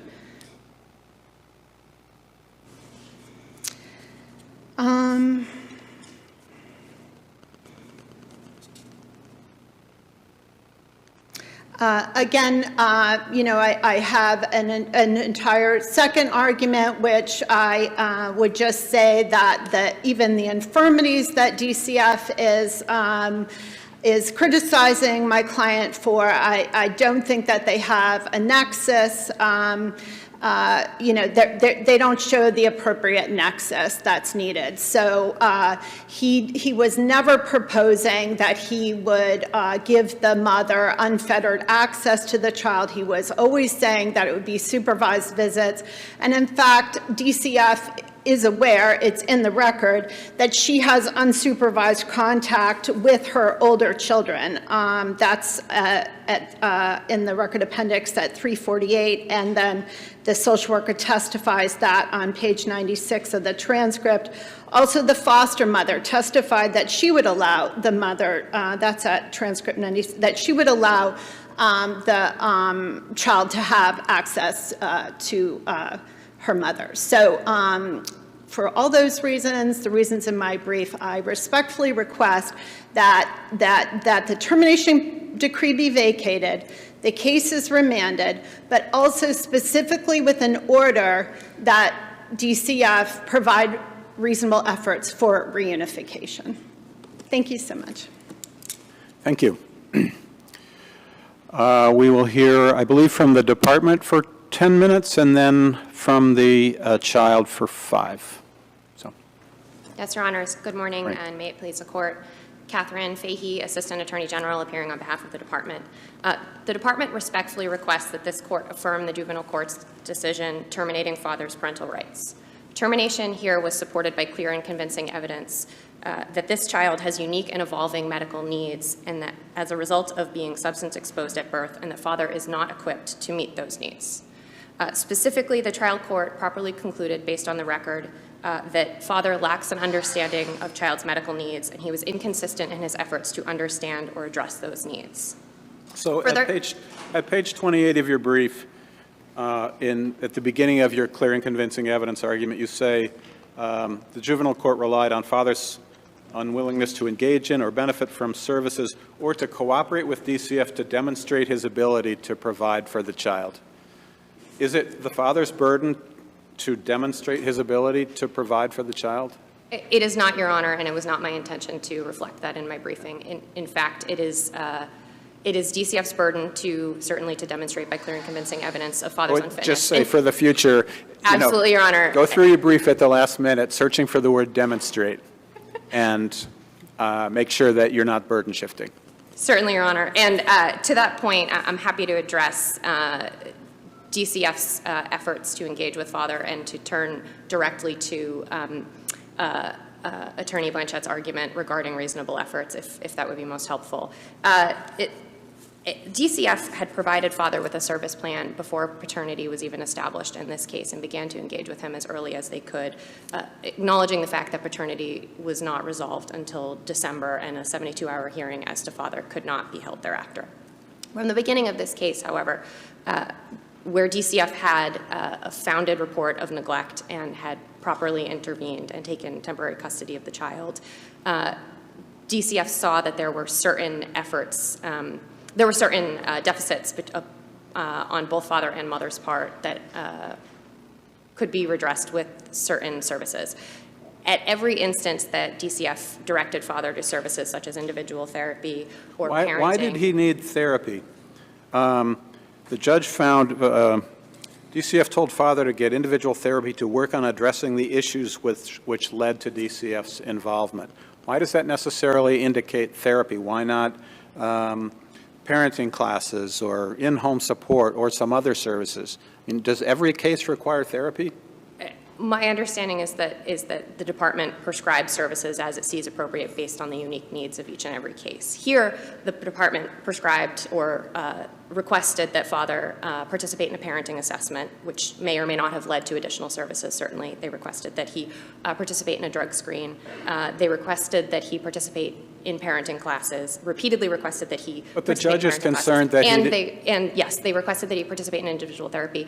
And I cannot speak to how the judge saw that fit into the picture, but based on the evidence that was before the judge at the time, he thought that would be appropriate. And I would note that the evidence before the judge at the time was that father was not understanding or credibly testifying about his understanding of the gravity of the situation, right? This child was born substance exposed, had health issues that emerged over the course of 2 years prior to trial, and at various points, father reflected that he did not think that mother had been using drugs, despite being informed as So such. certainly the child was born substance exposed. After that, what risk of abuse or neglect did the mother pose to the child such that access to the child, if the child were returned to father, why is it that the father's openness to allowing the mother to see the child would pose a risk to the child? What risk does the mother pose once the child is born? Your Honor, I think it is less of a concern about immediate risks and more of a concern about father's ability to parent this particular child overall, right? And I think there's also a concern based on the trial court about the ways in which father is interacting with DCF, his inability to cooperate, his inability to be forthcoming about the interactions he's having with mother, such that DCF can't predict what the circumstances will be. And I will note that father himself has testified about how mother behaves when she is on substances, right? And so it would be reasonable for the department to have some concerns about the ways in which mother may interact when using substances with child. And so I think all of those pieces went into the court's decision. But if he had, let's say he had complied with the action plan and had an appropriate home for the child, would his continued relationship with the mother have prevented him from gaining custody? I can't say necessarily, Your Honor, because I can't put myself in the position of the juvenile court judge, but I think it is important to emphasize that in this case, it is a constellation of factors, the most important of which is the unique medical needs of this child and father's unfitness to meet those needs. So going back to Justice Sachs's question about therapy, so there is no evidence in the record as to why that particular task had any sort of connection to a perceived deficiency, right? There's nothing that I can point to directly at hand, Your Honor. So it's error for the judge to rely on a failure to complete a task that's not tied to his deficiencies, right? I'm sorry, Your Honor. I just want to clarify. My understanding is that individual therapy was prescribed to redress the issues that led to DCF involvement, which includes mother's substance use and father's interactions with mother, right? So I can't point to something in the record that's Therapy is expressed. designed to address what exactly? That's the piece that I can't point to. Okay, so then it's error, right? I mean, so failure to comply with an action plan, we know, is relevant to a fitness finding, but the tasks still have to be tailored to the particular parent, right? So the judge can't rely on a failure to comply with the task that's not tailored to the particular parent. We're not suggesting it's necessarily reversible error, but Yes, absolutely. And to respond to that, I agree, Your Honor. I think the point to emphasize here, though, is that it was one of numerous tasks. I understand, right. And my understanding of the service plan globally as to father was that it was all designed to redress the deficits that father was exhibiting here and to ensure that he could support this particular child. One of the findings about the father's parenting deficits is that apparently the judge found it remarkable that the father would discipline a 2-year-old child by giving her a timeout in a corner. Is that universally acknowledged to be inappropriate discipline? Is there some DCF regulation that says that's impermissible? Not that I'm aware of, Your Honor. I think the court focused on that testimony amongst other comments to reflect father's, as the decision discusses, father's rigidity and inflexibility, two issues that would have presented a problem here where this child is, over the course of the first 2 years of her life, she's exhibiting an increasing number of neurological and other health issues that require special attention, and where father is exhibiting a level of rigidity and inflexibility, including, as you point to, this point about timeout, but also saying that she doesn't hear no frequently enough, dismissing her neurological issues as simply blonde moments, right? Each of these comments appear to support the court's conclusion that father would not be sufficiently flexible to work with this child and her needs.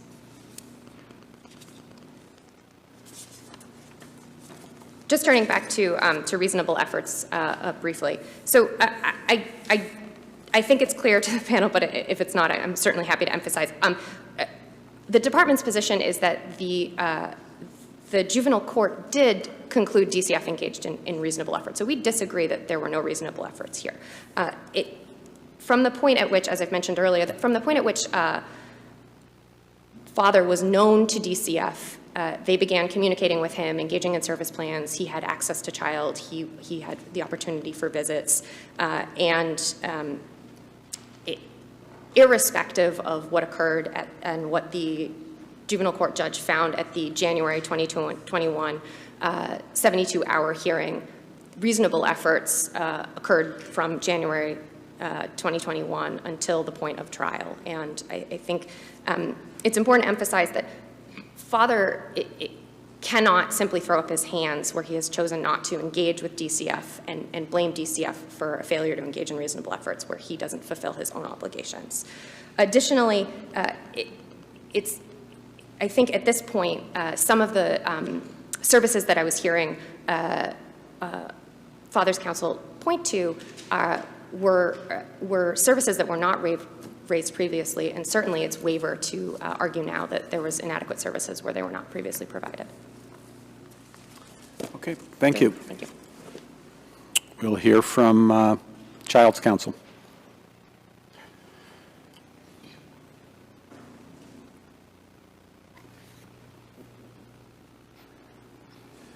Good morning, Your Honors. May it please the Court, Gary O'Brien, excuse me, on behalf of the appellee child. The child is, we're in support of the department in terms of the arguments that's been already discussed with regard to reasonable efforts and with regard to the unfitness and upholding the decision of the trial court. In particular, on behalf of the child, what I think we noted and set out in the brief were the really unique needs and the status of this child who was born substance abuse, spent 3 weeks in a hospital, was released to the foster mom where she remained throughout the entire pendency of the case. The foster mom continued to address and work on all of her unique special needs. On page 21 and 22 of our brief, we go through all the different doctors and specialists that she was seeing. In terms of sensory issues, she was constantly, with each food, having to kind of look in terms of her reaction to be able to address whether or not that was going to provoke a response.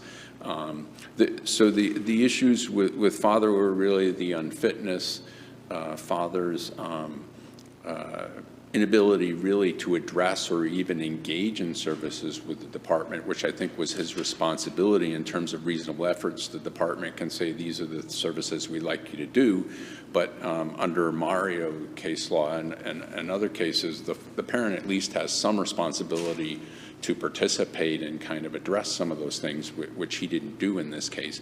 And then you combine it with the child's unique needs, his home, where he again and again canceled appointments. The department didn't even from August until February. Well, very roughly, I looked at the number of visits that I think DCF's brief said he missed, and it might have been somewhere between 20 and 25%. I'm not sure. 17. 17? Okay. Are Your Honor talking about the parent-child visits? Yes. And I think he started to step up and miss much less visits as the case went on. What I was referring to was the department's social worker needed to come out and see his apartment, and he would continually cancel those home visits. And so part of the child's issues were asthma, sensory issues, and the fact of the mold. And what was the most recent evidence at trial about the condition of the father's living quarters? Well, I think that I don't think from August of 2022 until February of 2023 of the last day of trial, he continually, the department was never able to go out to reassess his home at that point. Did they try? I think they scheduled visits and he would cancel them or not be available or would not able to attend. When was the last home visit? I believe it was in August of 2022, right before the beginning of the second day of trial. And then the trial, the other issue that I think is also in the brief with regard to his relationship with mother is that a second child was born in father's apartment to mom in November of 2022. And so then the trial was reopened and additional evidence, a third day of trial, was held in February of 2023. And so from August of 2022 until February of 2023, the department didn't go out to kind of reassess father's home and look at some of the issues that were really concerning to the department that, you know, kind of in combination with child's special specific needs were part of their consideration of whether or not father was in a position to be able to care for this child. It seems like a significant concern for DCF and for the court was the father's unwillingness to keep the child away from the mother after the child was born. I think that's certainly part of it. Is that do we know what harm is it that the mother would have inflicted on the child? And I heard Your Honor ask counsel that same question, and I think it's not. I mean, part of the issue certainly is that mother's issues led to this child as well as the newborn born in November. All of those issues, but I would I guess propose that even afterward, mom had no interest in participating in services. She had no interest in parenting the child. So what effect, I suppose the best answer I can say is it's unknown, but it's as the department likes to say, a concern about what environment or what things mom would bring around or that child would be exposed to in mom's presence. Is she under the influence? Is she making the right decisions?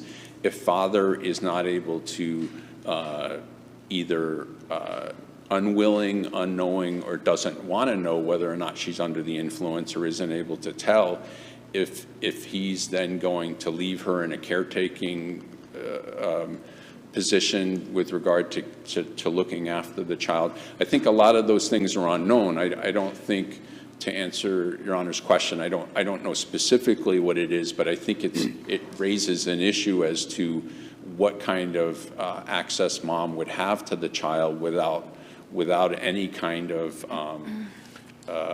foundation or knowledge of what's mom's situation. And I think that goes into the insight into the overall concern and ability. So I apologize for running over. No, that's all right. But, and if there's no further questions, I would rest on the remainder of the brief. All right. Thank you for your argument. Thank you, Your Honor.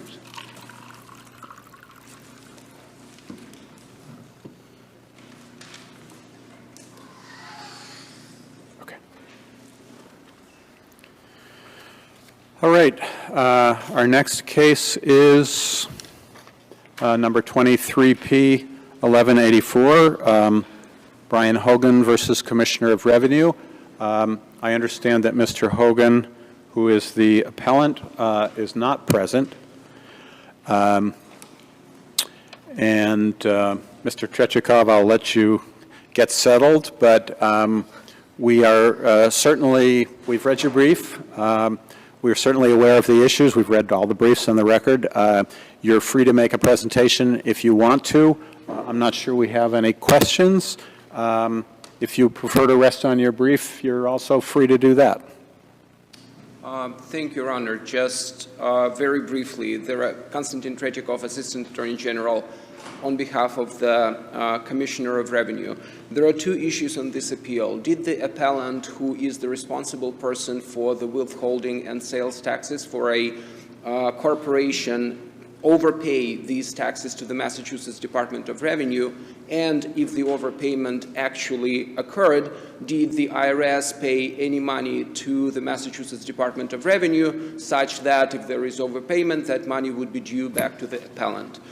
And the answer to both of these questions is a resounding no, because the board has found, and that finding is entitled to deference from this court, that there was no overpayment whatsoever. In fact, the board has found that there is a tax obligation that has not been paid. There is an underpayment of those taxes before the department. So for that reason alone, the board was without jurisdiction to issue any refund under the plain language of General Laws, Chapter 62C, Section 39. And turning to the issue of the IRS payment, the record also demonstrates conclusively that the IRS, while it did receive certain amounts of money under the settlement in the federal bankruptcy case involving the appellant, it then applied those amounts of money to offset the appellant's federal tax obligations. And the board did a little bit of math that is on page 45 of the addendum. Those 5 payments that were dispersed by the IRS match exactly the amount that they received under the settlement. So, and there is, needless to say, according to the affidavit of the tax auditor, which the board credited, there is no indication whatsoever that IRS ever paid any money. So for all those reasons and other reasons stated in our brief, we are asking the court to affirm the decision of the board, and unless the court has further questions, I will rest on my brief. All right. Thank you very much. Thank you, Your Honor.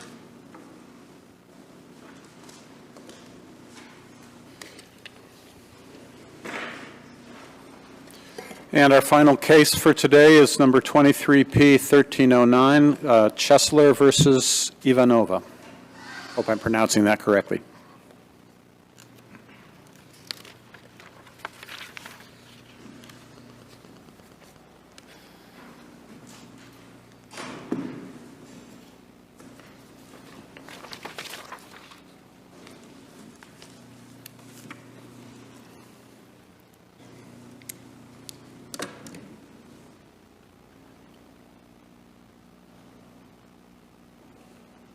Good morning, Mr. Derlin. Whenever you're ready. Thank you, Your Honor. Good morning, Justice Sachs, Shin, and Hershfang. My name is Sandy Derlin on behalf of the mother in this case. As Your Honors are aware, my brief addresses 3 issues, 3 primary issues, 2 that I want to especially address here today, time permitting. And if the court has any questions, I welcome them. Otherwise, I'll start right in on argument.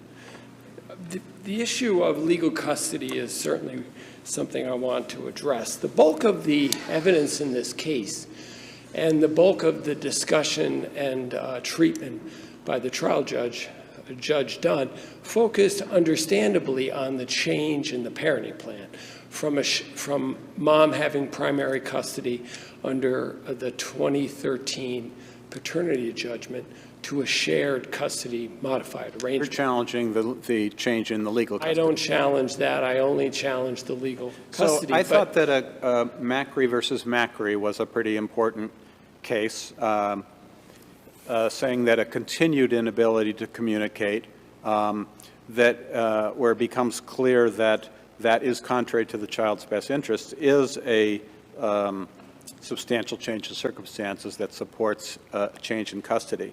Why doesn't that rationale apply here? Well, they may have been failing to communicate all along, but it was right. becoming increasingly evident that this is contrary to the child's best interests. Well, interestingly enough, the only issue that I think the evidence supported in terms of a continuing problem, which had a material impact, was the issues pertaining to dental treatment, which occurred 5 years earlier. And at that time, there certainly were problems which resulted from how the child had been treated or the dental care. But since that time, there is really no evidence that the parties, despite the imperfect relationship that they have, the continued mistrust and so forth, despite that, there was no evidence that there was any material problem insofar as how they parented. It was imperfect, but it worked, but for that one occasion in 2018. Now, the judge focused on the events of, I believe it was September and October of 2021, when there were problems with the daughter-mother relationship, but that was addressed, obviously, in the parenting plan. So what the judge did find was, excuse my voice, it's a little squeaky. What the judge did find— Get yourself some water if you want. It's fine, thank you, Your Honor. What the judge did find was that the parties did share a commitment to this child, that they were able to capably care for the child, and that they were invested in the child.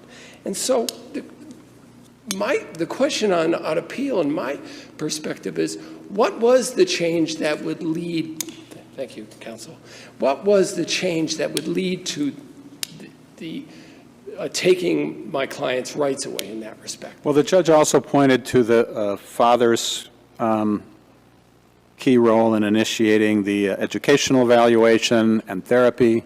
Wasn't just the dental care. Well, he called father the driving force in that decision-making, but the evidence showed that the mother was not, she was involved. I mean, she did play a role. They both looked for a therapist for the child when there were suicidal ideations.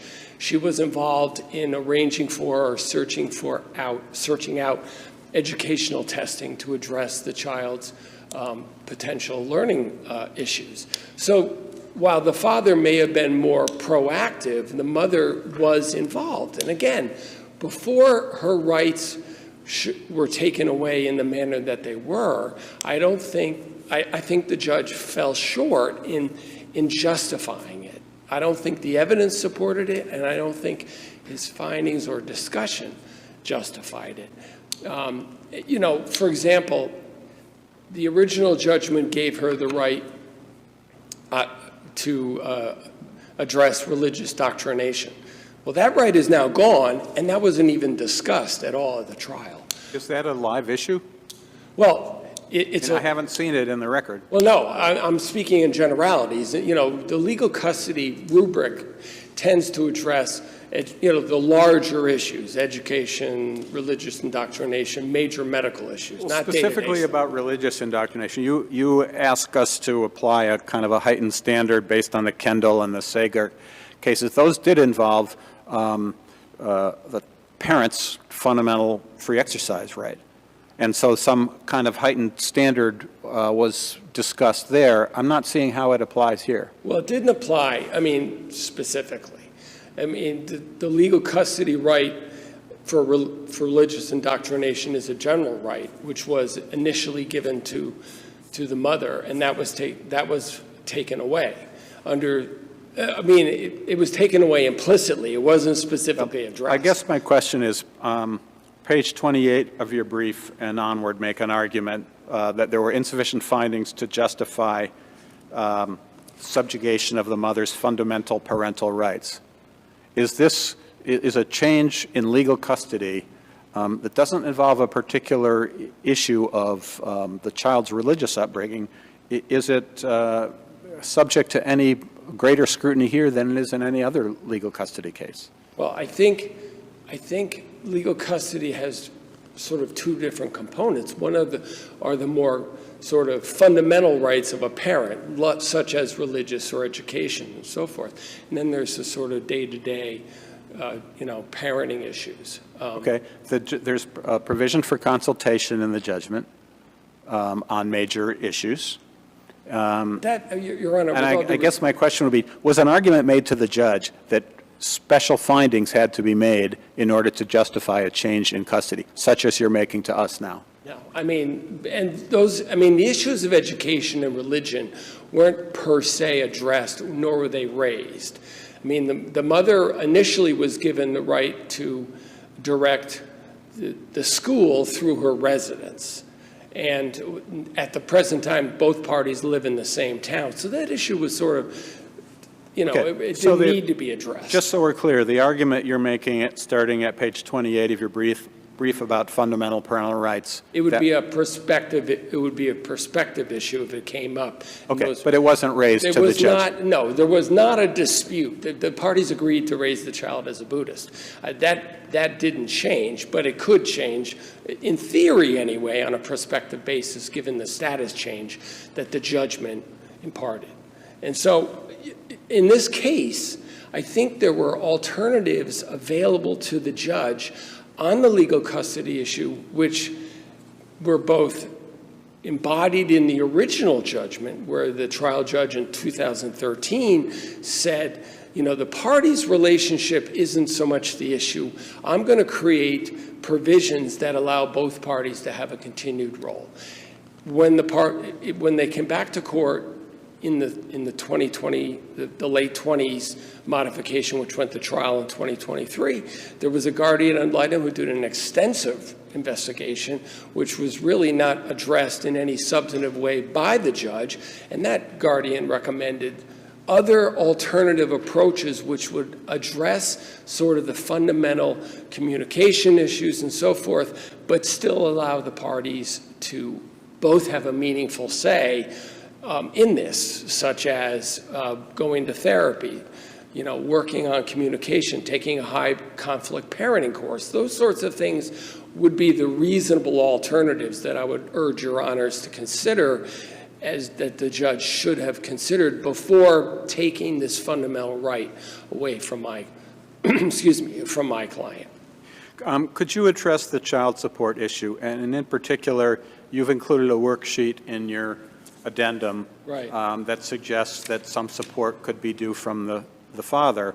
The response to that in the father's brief, I'm sorry, that some support could be due to the mother. I apologize.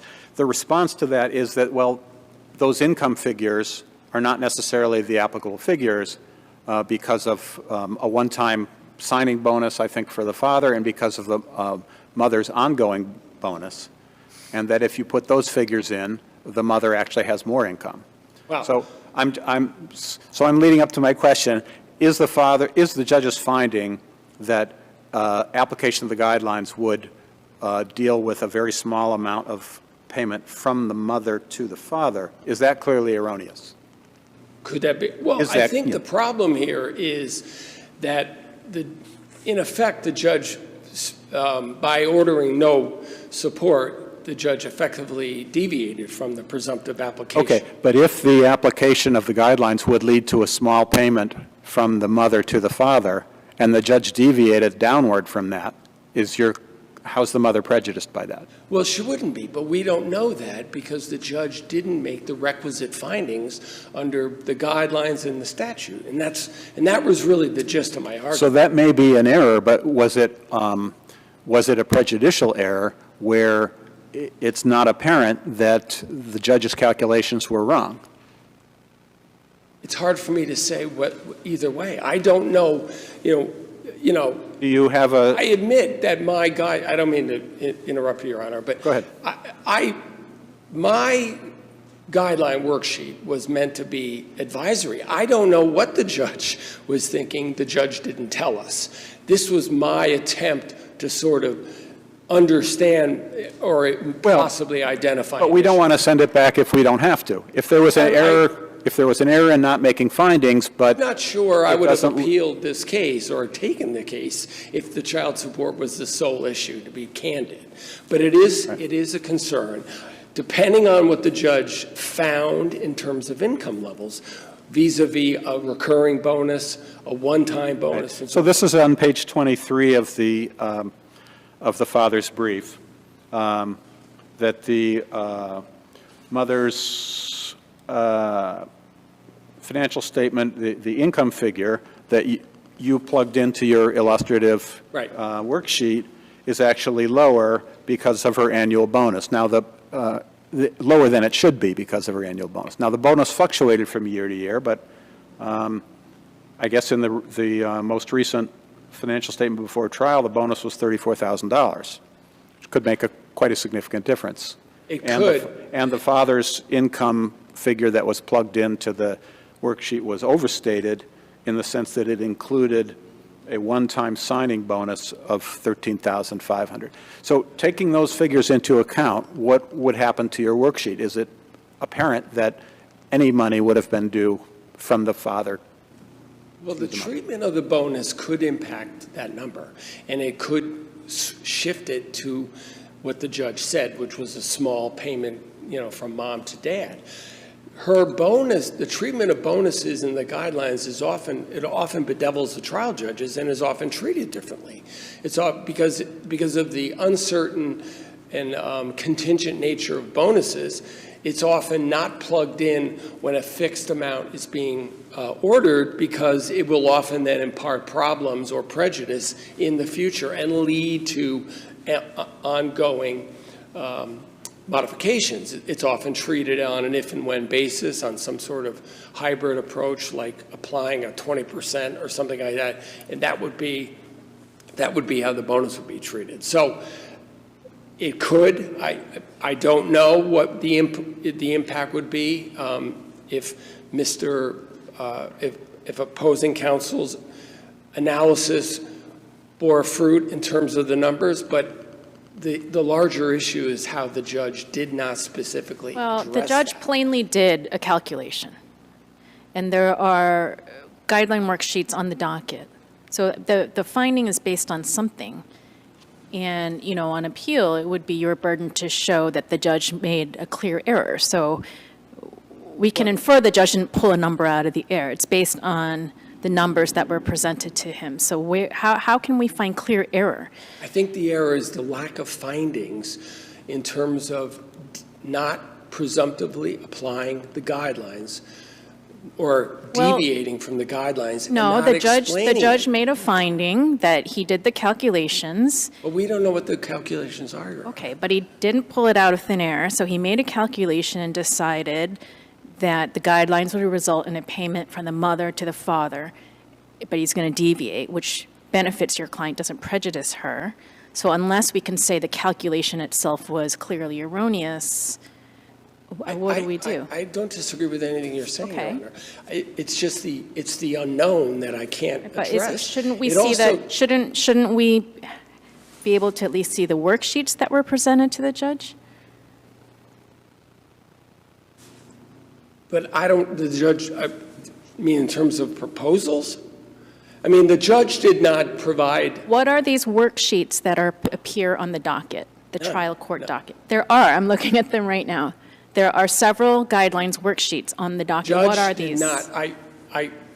I am unaware that the judge provided a guideline worksheet to come to the conclusion where he said there is a slight payment from mom to dad, which I'm waiving. Are these guideline worksheets on the docket submitted by the parties, or are they the judge's worksheets? I'm not aware the judge did that. They must have been submitted by the parties. I apologize for my ignorance, but I'm just being honest. Okay. Thank you very much for your argument. We'll hear from the father. Father's counsel. Good afternoon. May it please the court, Matthew Barak for Mr. Paul Chesler, the appellee. The lower court did not abuse its discretion by awarding the father sole legal custody of the party's minor child or not awarding child support to the party.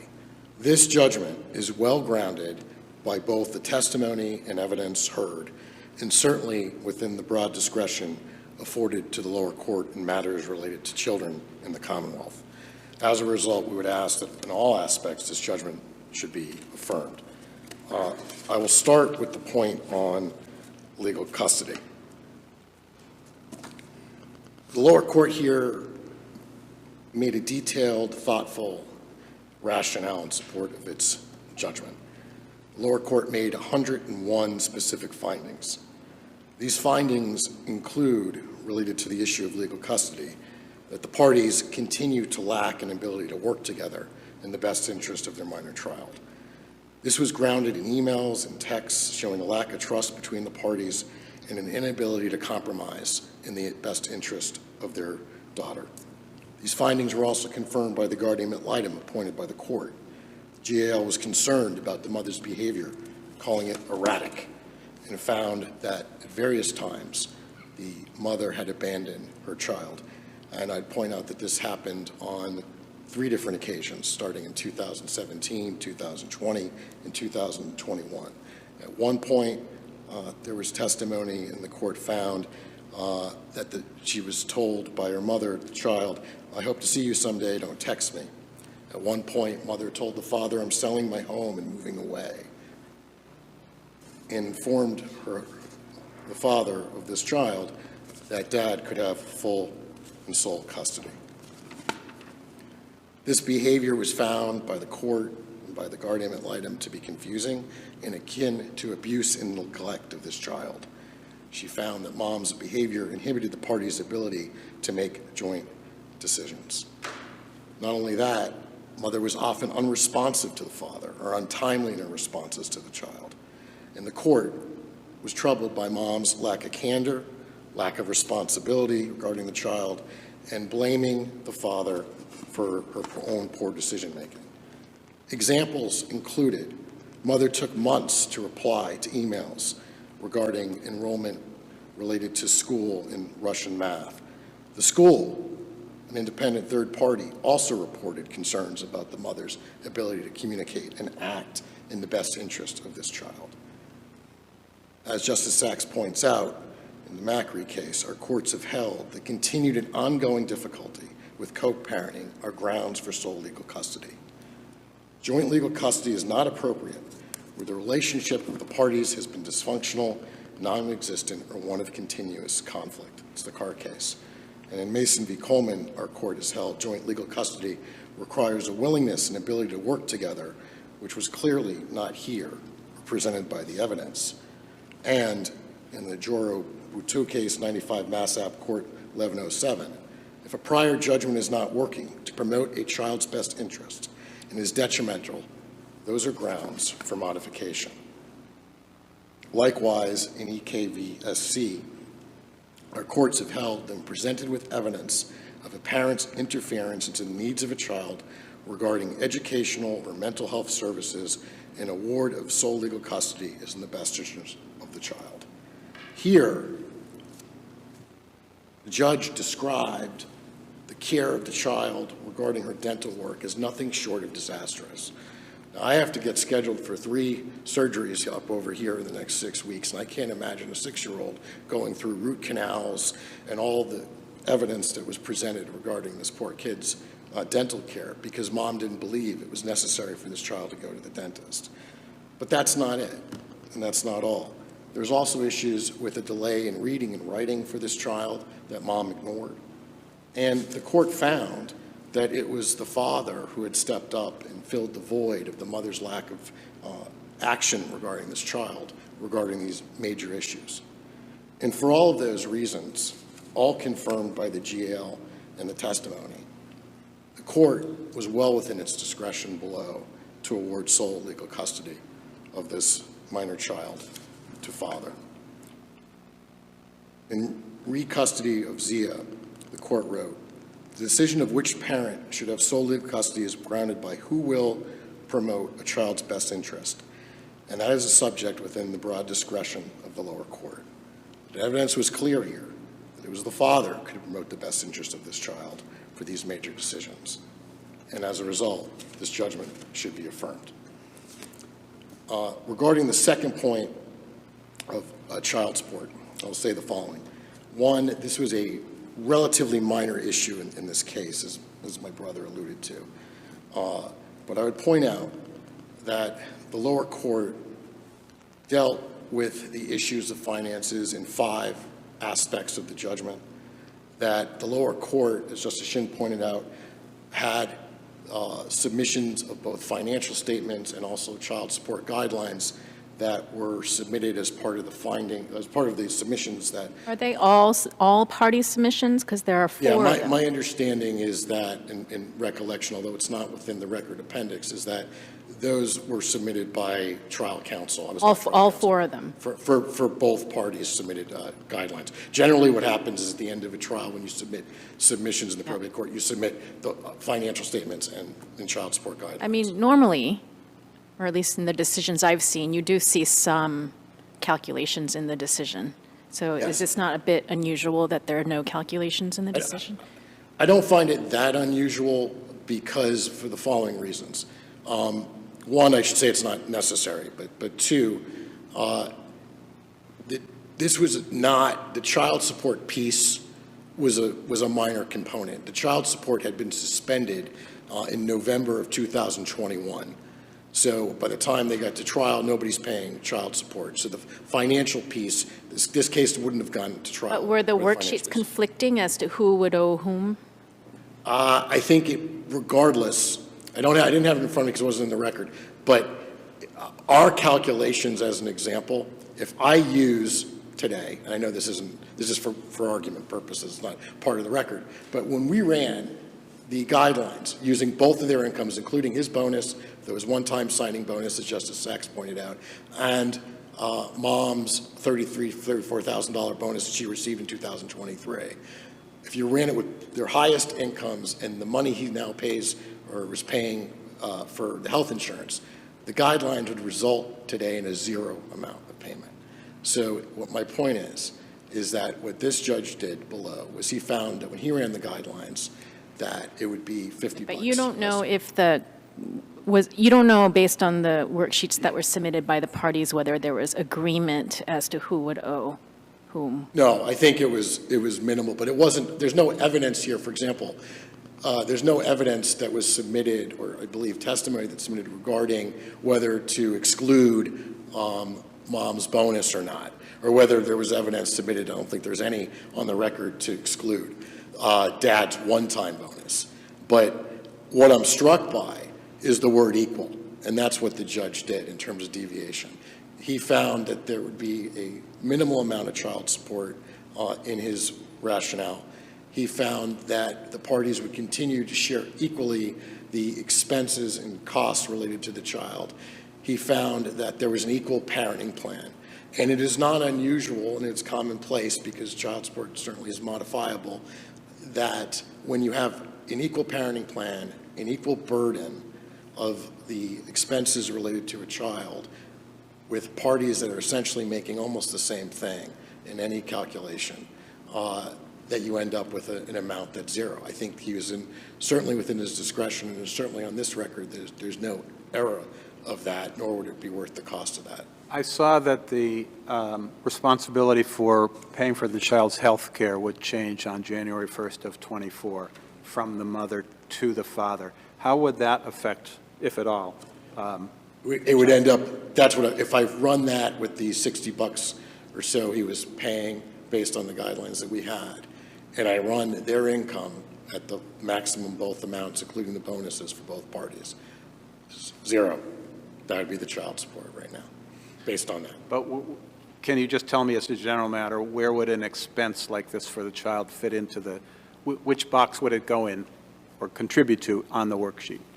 Father's, because now he's paying the $60 because it's. That's an expense or?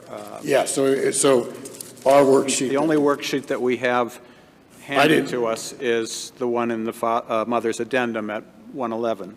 Correct. But what mother's addendum does not include is the bonus. Understood. I'm not looking at the figures. I'm just wondering where does that go? Which box would we see? If I put today the father's 60 and 60, it's box E and F. Okay. All right. Thank you. And so if you did the 3817, the 3750, we were just doing this for edification. It comes out as zero. So I think that the real issue here is that, whether or not the judge did enough, and I would submit he did. I think that he did look at it. He did have guideline worksheets in front of him. He did have 5 areas of the judgment in which he talked about the finances.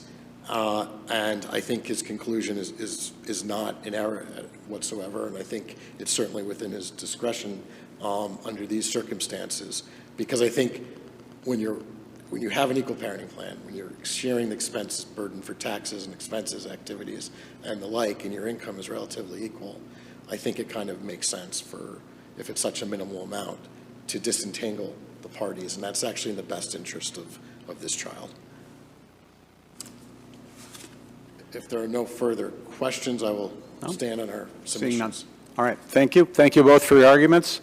I'd like to thank our court officers and our court staff, our law clerks, for their assistance with the session today. And with that, we are adjourned.